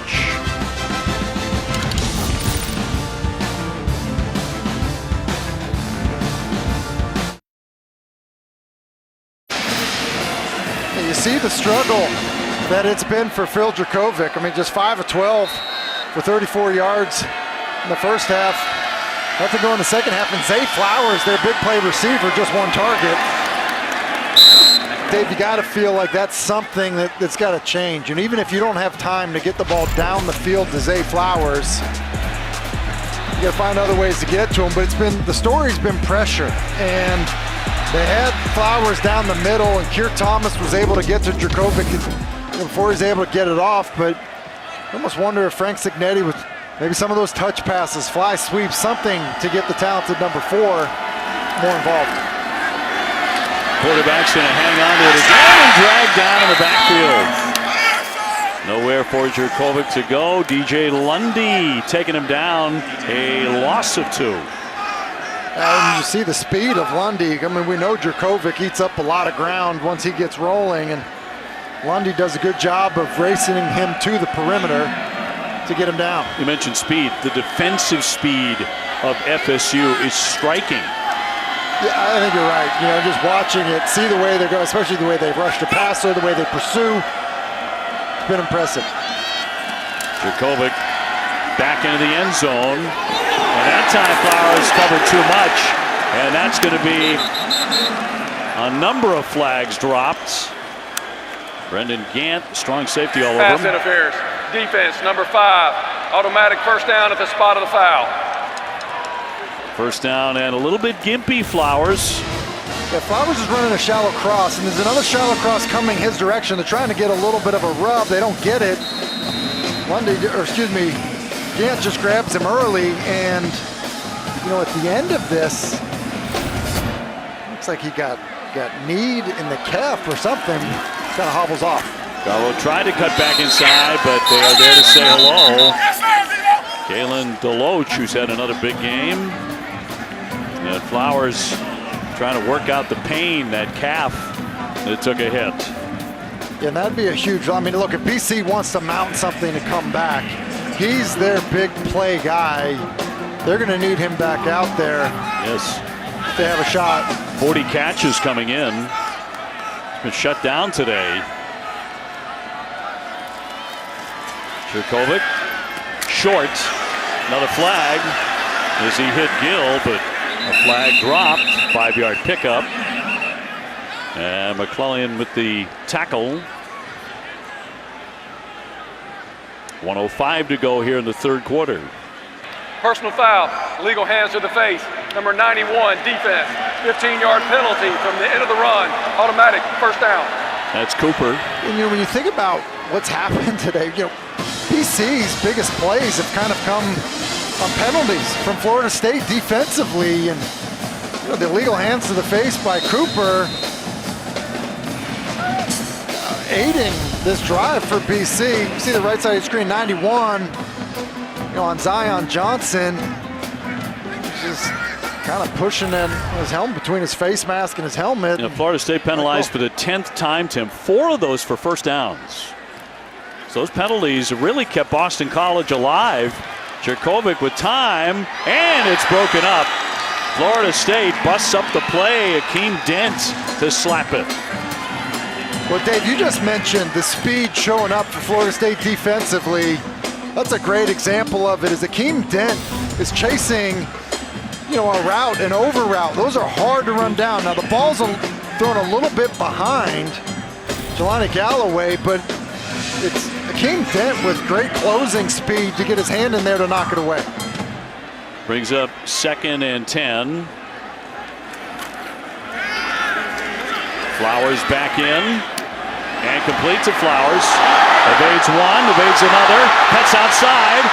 He'll get to the 40, cutting back inside. And they are going to take him down at last, but a marvelous run after the catch. It goes for 45. Dave, I think his calf is okay. He runs a little bit of a spot route. Jurkovic takes a while to get it to him, and then this is what we were referring to. He's such a dynamic player. I mean, that's not down in two-hand touch either time, and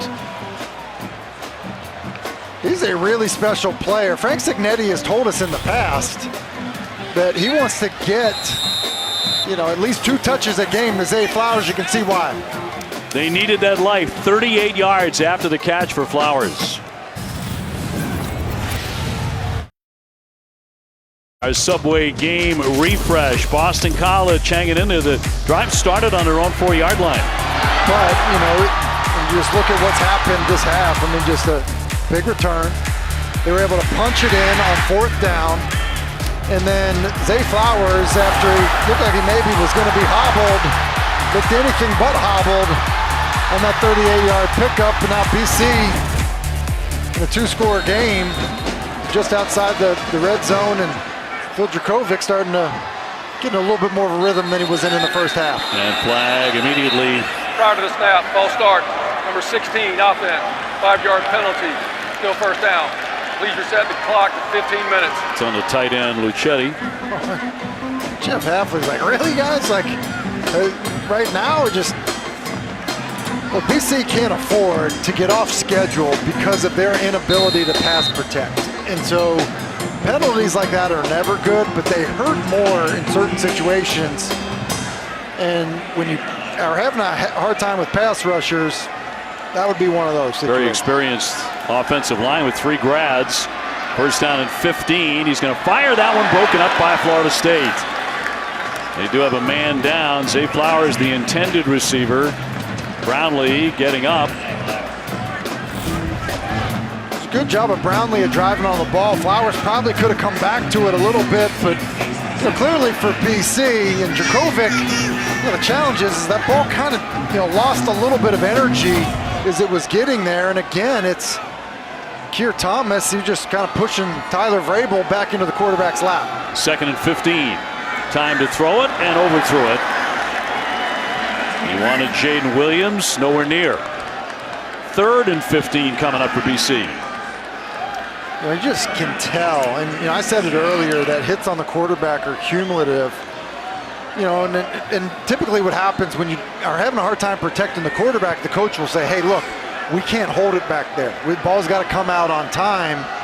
And one of the things Dracovic does so well is hold the football and then create big plays. Just hasn't had that opportunity because of the way Florida State defense has played. From the 27-yard line, rifles that one in a diving catch and completed to Levy out of the backfield for the first down.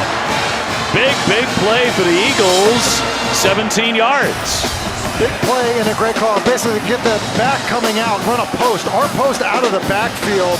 And what that does is it basically gets a flat-footed linebacker trying to cover the middle of the field. Good call, good execution by BC. Early 4th quarter, play action, Dracovic flushed out of the pocket. Directing traffic, and he wants the end zone now. He's going to be short of that inside the 5-yard line. Knocked out by Knowles, but he'll scamper for 7. Almost like Phil Dracovic forgot that he could run it. We mentioned him directing traffic. He's trying to tell Zay Flowers where to go. And all of a sudden, I think he heard the crowd. That happens sometimes, like the big gasp of, hey, or you can take off and run, which obviously he eventually decided to do. Flowers wide left. 2nd down goal for Boston College. Hanging around today against Florida State. At times it looked like they were going to get blown out here on their home field. Garwo to carry, runs into a stack in front of him. No place to maneuver there before Robert Cooper made the tackle. And 3rd and goal. This has been the best game that I have seen Kalen DeLoach play. Number 20 for Florida State, in the middle of that defense. When he's not making plays, he's standing up linemen to let his teammates make plays. He's done a tremendous job today. I mean, this entire Florida State defense has, but I think it's been his best game I've seen him play. Dracovic under center here, looking to throw it. Pressure, and it's down on the deck, and it's picked up by Florida State. FSU with the football. Was it a fumble? Ruling on the field is a fumble, recovery by the defense, 1st and 10. Now recovered by Robert Cooper, number 91. And under immense pressure, it came loose. Yeah, Zay Flowers running a little whip route at the top of the screen. See that? That to me is ruling open. On the field was a fumble, recovery by the defense. Previous play is under further review. He's out-leveraged the defense, and Phil Dracovic is trying to hold on to the football and come off of it when I think that ball should have gone out to Zay Flowers. And what's interesting, I initially thought the ball was hit and came loose in his hands. Looking at like that again, if his arm is coming forward, his elbow gets hit, but the ball was secure in his hand, if that's coming forward, I think there's a chance that is an incomplete pass. And guess who? Jermaine Johnson in there once again, ruling on the field a fumble. After further review, the ruling on the field is an incomplete forward pass. 4th down and goal at the 3-yard line on the left hash. So no fumble. Dracovic is going to try and carry to the end zone. He jumps in for a touchdown. Touchdown, Boston College. A 3-yard run from the quarterback. Calling it 2.5.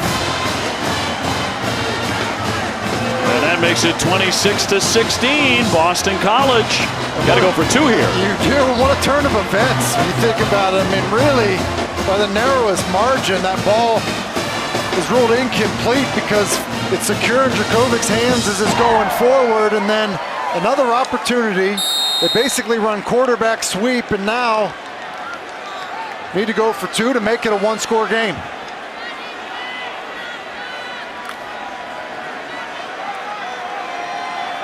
So BC going for the two-point conversion. Have the tight end Luchetti in motion. Garwold, the running back. Obviously, Drakovic can do that as well. And a timeout. Timeout, Boston College. That's their first charge timeout of the half. 30-second timeout.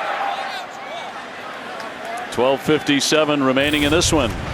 Well, so you look at what happened here. They're going to end up blocking down on Keir Thomas and then pulling around Tyler Vrabel.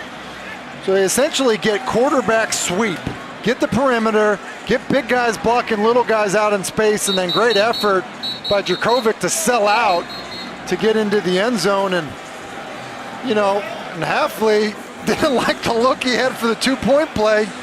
Looked like Phil Drakovic running down the field yes. to get the timeout called. And listen, if you don't like your play, you think of the magnitude. I mean, listen, it's a two-point swing here. You have to love your call. Makes it a one-possession game, which, with the way the second half started, with Florida State marching the ball down the field, clearly has BC, in a much different situation than they were after that initial drive. And energized. 13 plays, 96 yards. They had a long way to go, and now going for two.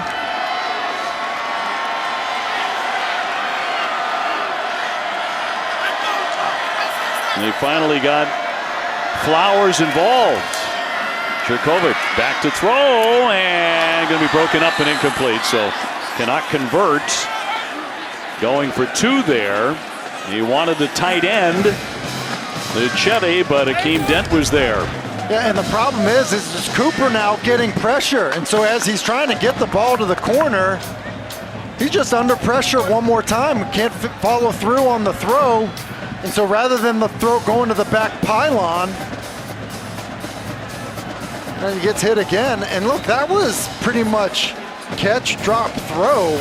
That was not, a quarterback holding on to the football, and ball ends up being inaccurate. And I think once again, you've got to credit this Florida State defensive line. That's just been disruptive the entire game. And Drakovic takes another pop. He's spent considerable time on the ground here today. He's been hit a lot, sacked 4 times, hurried half a dozen times, knocked down 4 times. Yeah, and we know he's tough. I mean, he rushed back from this injury, but when quarterbacks get hit, it just takes its toll over time, and I think that there's been an element of that with how he's played. 26-16, and Monday night catch a college basketball doubleheader starting with Charleston Southern against Georgia Tech at 7. That's followed by Coach K and his number 7 Duke Blue Devils taking on the Citadel. Both games right here on ACC Network, as well as the ESPN app. One app, one tap. It's a big drive for Florida State. When you think about, some of this momentum back in the favor of Boston College, I would think that we get a heavy dose of Jordan Travis in the run game.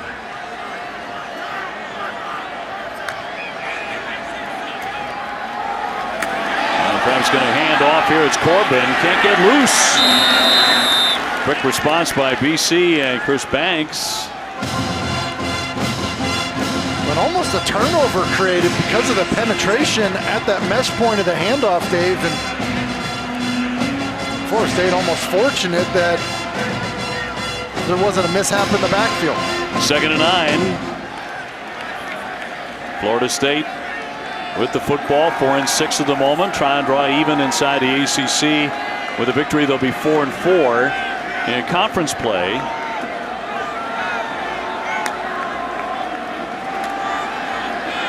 Travis going short and busted up by BC on the diving effort by Cam Arnold, the linebacker. Nice job reading that one. 12-11 to go. Well, BC is bringing blitzes. Here comes pressure, okay? And then what happens is they peel off of it and cover this angle route. And that's a heck of a play in zero coverage by Cam Arnold coming underneath.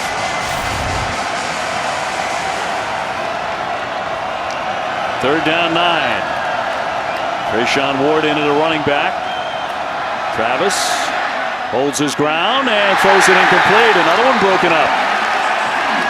And the stop by BC. Wilson was the intended receiver, but C.J. Burton was on top of him. But C.J. Burton, they end up doing a good job of just locking it as the switch release happens, and then the ball's left a little bit inside. That was probably a little bit fortunate that Burton wasn't able to make a better play on the football and pick it off. You want to miss that one towards the sideline, and it's a pretty quick 3 and out for Boston College. So Gill standing back at the 35. First 3 and out today for Florida State. How about that? And a fair catch, some contact there, and a flag is down. Fair catch was called for. Now Boston College suddenly gaining some momentum. And a flag dropped. 26-16 FSU into the fourth quarter. Late afternoon here in Boston.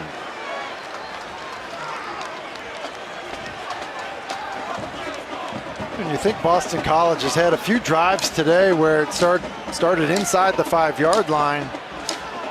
As the officials discuss whether or not there's enough contact. After the completion of a fair catch signal, personal foul, unnecessary roughness, kicking team, 15 yards from the end of the kick, first down, media timeout. And Mike Norvell not happy about it because the amount of contact seems quite minimal for a personal foul. But BC's defense stepping up, giving Phil Dracovic and the offense another shot at it.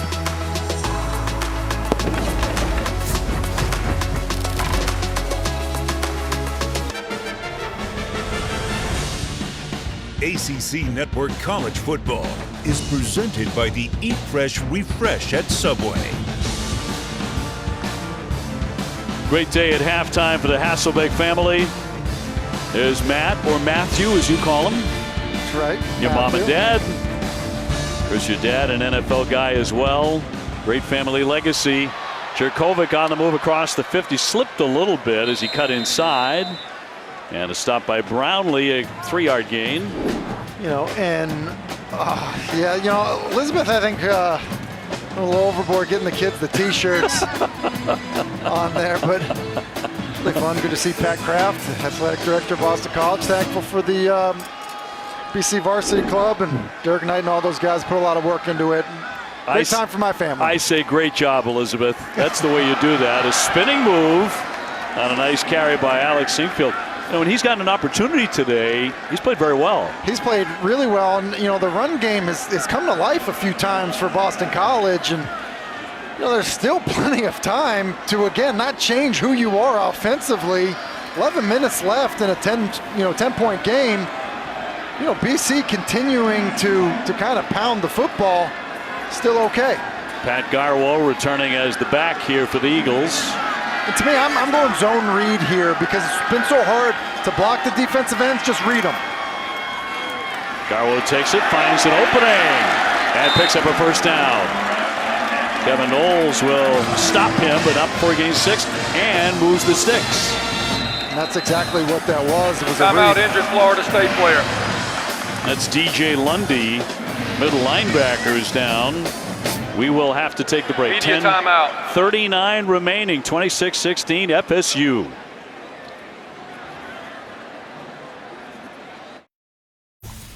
In the guards. Jordan Cornette here with your studio update. Wake and Clemson. Wake wins, they're going to the championship. Clemson looking to keep their conference championship hopes alive, and it's Kobe Pace punching one in. 38-19 at this point.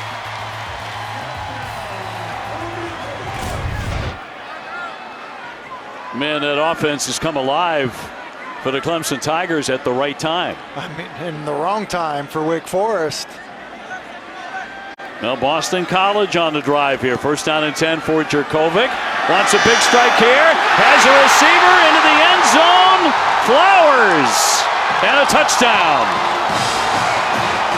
36-yard strike to his number one receiver. We've been wondering much of the day, when would he be a big factor in this one, and he is now. Yeah, you mentioned it. Strike is right, because that was a beautifully thrown ball by Phil Jurkovec. And then we've talked about Zay Flowers and his speed. And they like to use him on, what are called downtown routes. The touchdown. Previous play is under further review. Now, I think they're going to look at, if he ends up being out of bounds as he tries to sneak inside that pylon.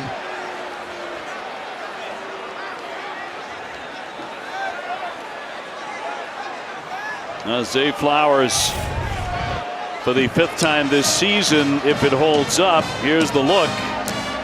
Yep. That looks like a touchdown. To me, this should be a quick one, because the ball's in his right hand. His left hand kind of hits that pylon and appears to be over the goal line.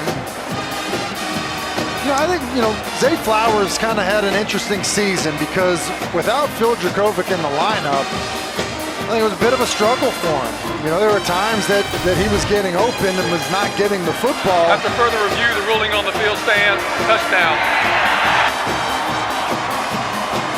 And that's hard for receivers. They're used to getting the ball. They're used to having big plays. And when you're getting open and not being rewarded for it, it can be hard. And sounds like he's kept a good attitude through that. And, now having Phil Jurkovec back in the lineup, you can see the difference it makes. Connor Lighton for the point after to make this a 3-point game, and he will drill it to make it 26-23. So high drama here on the Heights. Well, Flowers is going to end up in the slot, and ultimately what happens is he ends up getting outside, and you see where he is lined up so far inside the numbers that he leaves the quarterback all of that room to throw the football. And Jarvis Brownlee, he's got so much room to cover, and so you see how the condensed split of being inside the numbers leaves all of that room to kind of fade into, and for Jurkovec to put the ball. It's a good job of kind of formationally giving your best player an opportunity to just go run underneath it, and then a good job by Jurkovec. And you see the big play threat. Just 2 catches for 80 yards. And one of them down the field and one of them just a kind of a 5-yard spot route. Yeah, it was a non-factor really in the first half. Targeted only the one time, but a couple of giant plays here in the second half to draw BC to within 3, 26-23.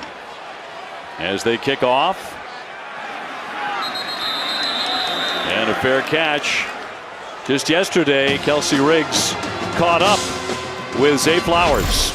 It's just great to have him back, like to have his presence in the locker room, have his presence on the field, because you never know when he's going to do something like explosive or give you a pass that's like you never had before, or even run.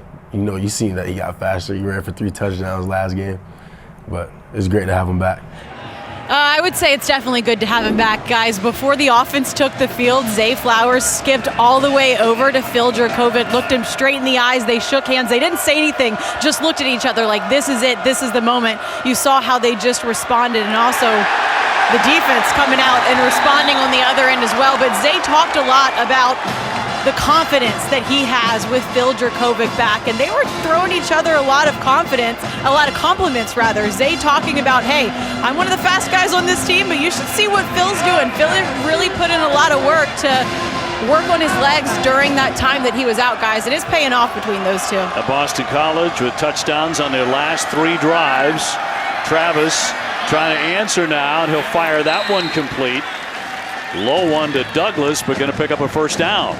To me, Zay Flowers talking sounded like a guy that was like, hey, make sure you throw it to me more. Injured Florida State player. You look faster, you're better looking, passes I've never had like that before, the whole thing. And they have a special connection, there's no question about that. And Zay Flowers, a really talented player who has long speed, but also has great quickness. And, you know, I think that just got to find more and more ways for him to have an opportunity to touch the football. Player down is Darius Washington, a tackle for FSU. Well, today you were inducted into the BC Hall of Fame. Who was that guy for you when you were the starting quarterback here on the Heights in Boston? Who was the go-to guy? Dedrick DeWalt was my guy from Chicago, Illinois. And he was a really good player, similar to Zay Flowers. And in fairness to my time here, Dave, let's be real, it was about the run game at BC. And that's usually the case with Boston College. The history of great offensive linemen here, great running backs. Although, as you would say at that particular period, a giant mistake by the offensive staff. I mean, a total waste of a, well, you had a tremendous career, and obviously with 29 touchdown passes, you're in the top 10 all time here at BC, and that's saying a lot with the quarterbacks who come out of here. There have been some good ones, but BC going to have to do it, you know, through the air and on the ground, and they're going to have an answer for this. We've seen this twice now, Dave. Rolling the quarterback out and working the perimeter, that's an area where Florida State definitely feels like they've got a good matchup advantage. Their receivers outside the numbers versus Boston College's corners. Went to Williamson, the freshman, as they connected for 9. 2nd down and 1 for the Noles. Travis likes to throw on the move, so effective with that. Another completion, or actually he dropped it, yeah. Incomplete. Intended for Williamson again, and good coverage by J.T. Thompson on the hit. Yeah, I agree, Dave, because I thought that he caught it as well. Good job being violent at the moment of truth for J.T. Thompson. Now 3rd and 1. We've seen Florida State go with some quarterback sneaks. I would believe that there's some type of option they have. Either give the ball to the back or have Jordan Travis keep it and try to follow a blocker. 3rd and short. And a timeout. Timeout, Florida State. That's their 2nd charge timeout. Media timeout. Will break as well. 9:11 to go here at BC. Bad way to start the day. This is the first of 3 games here on ACC Network. Syracuse, NC State, and Virginia Tech and Miami still to come. Over 9 minutes to play. 3rd down and 1.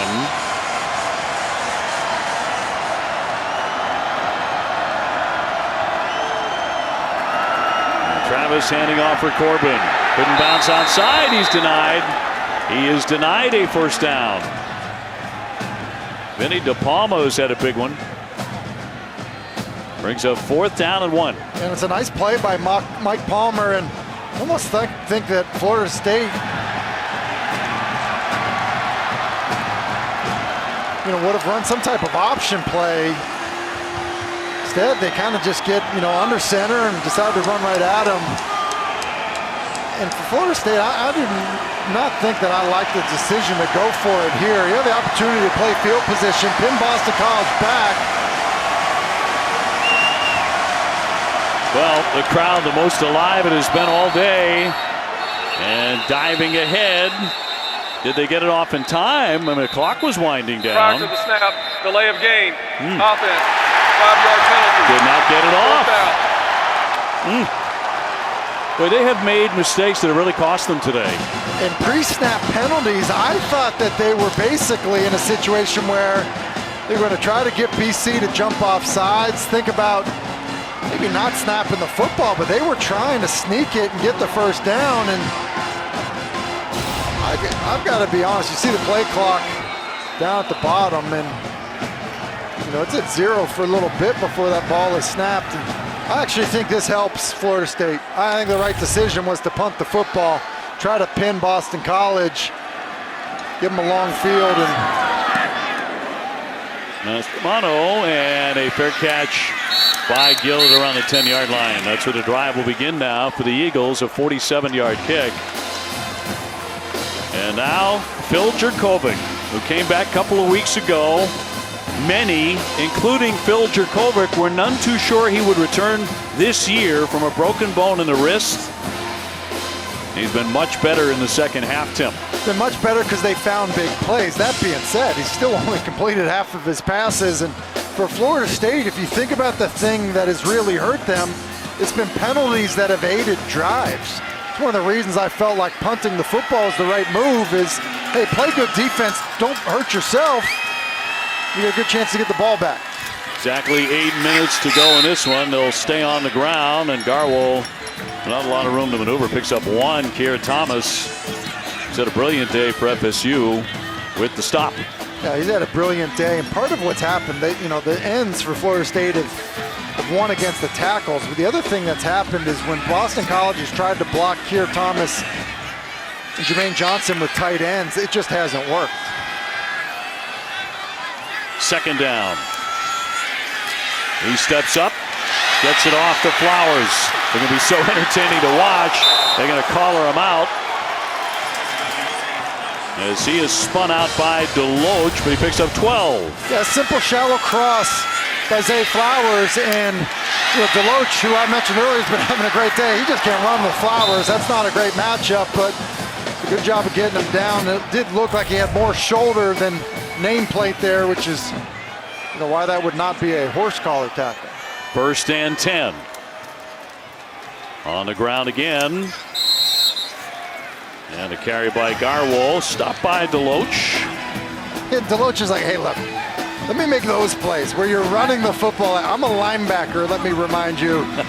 Chasing, their fastest player across the field, that's a tall task. So, hey, let me play downhill and tackle a running back. Galen out of the beautiful city of Savannah, Georgia. Second down, Jurkovec on his feet and sliding ahead. And picks up 13 yards. Akeem Dent gets credit with the stop, but a 13-yard pickup. They move the sticks again. Yeah, Jeff Hafley's furious because his quarterback gives himself up again. Sliding feet first. And then, it's his shoulder, but he's giving himself up. Jeff Hafley's furious, and I will tell you, these are hard for defensive players, but that one doesn't look that much different than the one we saw earlier today. No, it did not. Under 6 minutes to go. Garwo cutting back inside to the 40. Brownlee and Dent there with the stop, 5-yard gain. And that clock continues to run. Florida State up by 3. And Boston College has always talked about being able to lean on people, wear them down by running the football, and kind of the idea of repeated blows in the run game. And you see their balance, offensively between first and second half, obviously much more productive, and leaning on the opponent is part of that. Garwo really a workhorse. Thomas with a tackle. He'll gain 3 yards. 5:15 to go here at Boston College. Third down and 2 coming up. And when BC is in these situations, and again, I'll go back to it. We saw how productive it was down near the goal line. These are zone read opportunities. Garwo took the initial hit. Now he's going to go down. And nothing doing there, says FSU. And DJ Lundy also has been a very big presence defensively for the Noles today. That brings up 4th down, and they're going to bring on the punting unit. Much to the dismay of the crowd here. Well, I don't know why the crowd is booing when their team has fought back in the football game. Obviously, fans like going forward in some of these situations, but the defense has been responding for Boston College, and so... Timeout, Boston College. That's their second charge timeout of the half. 30-second timeout. Although I will say the timeout would lead you to believe that maybe Jeff Hafley is maybe agreeing with some of those booing fans. Giving it consideration. So he's down to one more timeout. Florida State has one more. With over 4 minutes to go here. 4th down and 2. And we shall see what BC decides to do down by 3 points. Punting the football, there is no guarantee that you're going to get it back. Certainly no guarantee that you're going to get it back with timeouts still in hand and enough time to do something. And so Florida State, who's been in a ton of close games and has had the benefit of playing some of this situational football where 4-minute offense, if you're protecting a lead, I think Jeff Hafley is maybe saying, look, our best chance to win it may be to go for it. So he is going to bring his quarterback back out there and hope for some Jurkovec magic at 4th and 2. Garwo, the running back. On the move, he hurdles for a first down. A 4-yard run and jump for the first down for the quarterback. It's a design quarterback draw, and it's an outstanding decision to bounce it. And we've seen this a couple times now. Just the willingness. Here's a decision. It's supposed to fit inside, but because of the stunt, he bounces it outside. Just an outstanding effort to sell out to pick up the first down. Garwo, big hole. Outstanding run, stopped by Knowles, but that'll gain 9 for Pat Garwo, and BC is on a move. And here, Dave, is what's big about going for it on 4th down and getting it now, is now you're not in a 2-minute offense situation where it's pass, pass, pass, and letting the defensive ends pin their ears back. Now it's a situation where you can continue to, and in fact you probably want to, take some time off the clock and run the football. Garwo again, another hole for him. A first down scamper of 7. Evan Knowles with the stop. Boston College very confident when Garwo has the football. And we've seen this out of BC. Big, strong, good run-blocking offensive line. Now creating some space for Garwo, who's running hard. About 3 minutes to go. He'll get another carry. And continues to make yards. Stopped by the free safety McClellan there, but he'll gain 2. Well, and here's the interesting thing. You just mentioned it, Dave.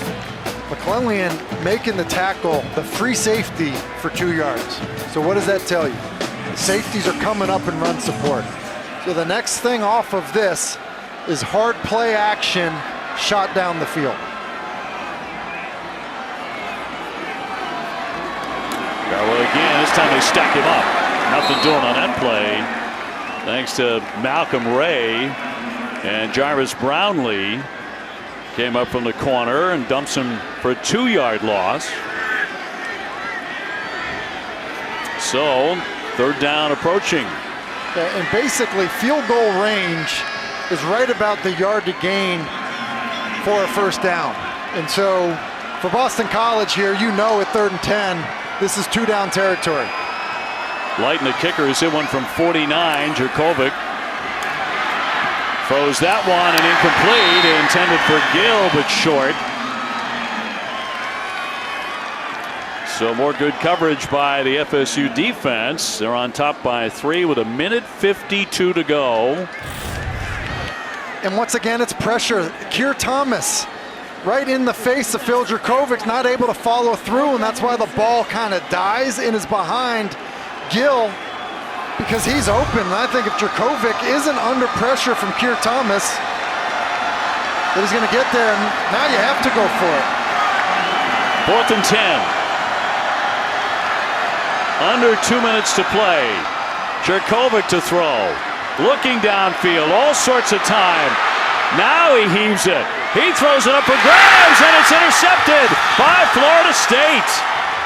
Picked off by the Seminoles and by Akeem Dent with 1:42 to play. And basically, it's been a combination today of great pass rush, but then coverage. You just look what happens. There isn't really anywhere. Jurkovec is looking this way. There's really nowhere to go with the footballs. He's looking to his left, kind of all covered up. So before he can get back to Zay Flowers, who essentially has a double on him on the bottom of the screen, see Flowers, he's going to hook up. You see Den's getting ready to drive on the football, and then as the ball goes up, Dent does a nice job of making a play on it, and Florida State defensively comes up with a big stop. Another one. The Noles have had several today. At times they've been their own worst enemy with the penalties, but at other times they've made gigantic defensive plays. Travis diving ahead. Timeout, Boston College. That's their third and final timeout. 30-second timeout. So the Eagles take their last one with 1:37 to go.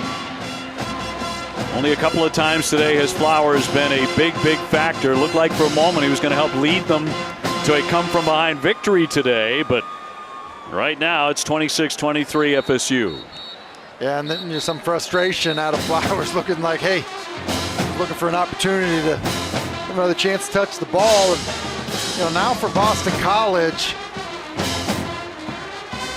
your best case scenario is get enough stops here that you get the football back with around 15-20 seconds left. And for Florida State, I don't think there's any reason to throw the football. I'm doing anything I can to find an extra gap in the run game and keep it on the ground. Jayshon Corbin the back. He'll take the football. Still on his feet and sliding down and in bounds. So the clock continues to run. And smart play by Corbin, obviously, as that was bottled up inside. And again, if you're Florida State, Jordan Travis, I want to snap this at the last possible second. You almost think Mike Norvell might use his last time out, when the play clock hits 1, just to talk about what they want to do. Right there with the official. And there's your timeout at 50 seconds to go. Florida State, third and final charge timeout of the half. 30-second timeout. Take a look at our MVP of the game, brought to you by Sports Clips. Well, you just look at the efficiency pass in the football, 20 of 32, and I think it's been really impressive to see him manage this football game the way that he has. His first touchdown pass was outstanding because it was great movement in the pocket, and then he was able to do a lot of this. Basically get the ball out to his talented playmakers on the perimeter, and he made a big play down the field. He's been really good, and it was interesting, Dave. I just got the sense this week when we had a chance to talk to BC, and they were so excited about Phil Dracovic, and rightfully so. Then when we talked to Florida State, they're so excited to talk about Jordan Travis and kind of what he means to their football team. And we were talking with Kenny Dillingham, the offensive coordinator, and he said he has such a great relationship with the head coach, with Mike Norvell. The two of them are on the same wavelength, and one of the things so impressive about Travis is he's very cool and very confident. He'll take a hit here at the 15-yard line as the clock continues to run. 26-23, Florida State on the verge of knocking off Boston College and dropping the Eagles 6-5, and FSU still with an opportunity to go to a bowl and get 6 wins. Yeah, and here's the deal. With that play, because they took so much time off the clock, there's a 3-second difference between the play clock and the game clock. And so now, much like we saw, at the end of the half, you now get a 4th down play with less than 5 seconds left. You see Mike Norvell talking about, hey, take the delay of game. Now there's 2 seconds left, just like we saw. Offense, 5-yard penalty, 4th down. Please put 3 seconds on the game clock, 3 seconds. So 3 seconds back on. And basically, just like we saw at the end of the first half, where you don't want to punt, risk something bad happening. You just take the snap and throw it as far as you can, high and out of bounds, and the clock will run to zeros. And I will say this, that's a very good job by Mike Norvell in that situation. Think of what he did. Let the play clock run down on third down, took his last timeout, ate some clock, and then here you go, throw it out of bounds to ice the game. And that does it. Done really perfectly by Florida State. And they win the game 26-23. This is a team that was 0-4, came very close to being 0-5. And Mike Norvell talked about never being 0-4 before in his career.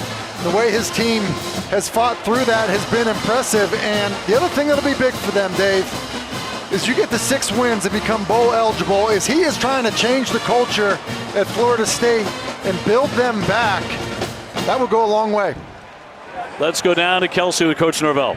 Coach Norvell, you talked to us this week about how your team overcomes adversity, and because of that, they're able to win games like this. What does this win mean to your program? It means everything. You know, each and every week you get an opportunity to come out and respond. And you know, today second half didn't go the way we wanted it, but they continue to fight.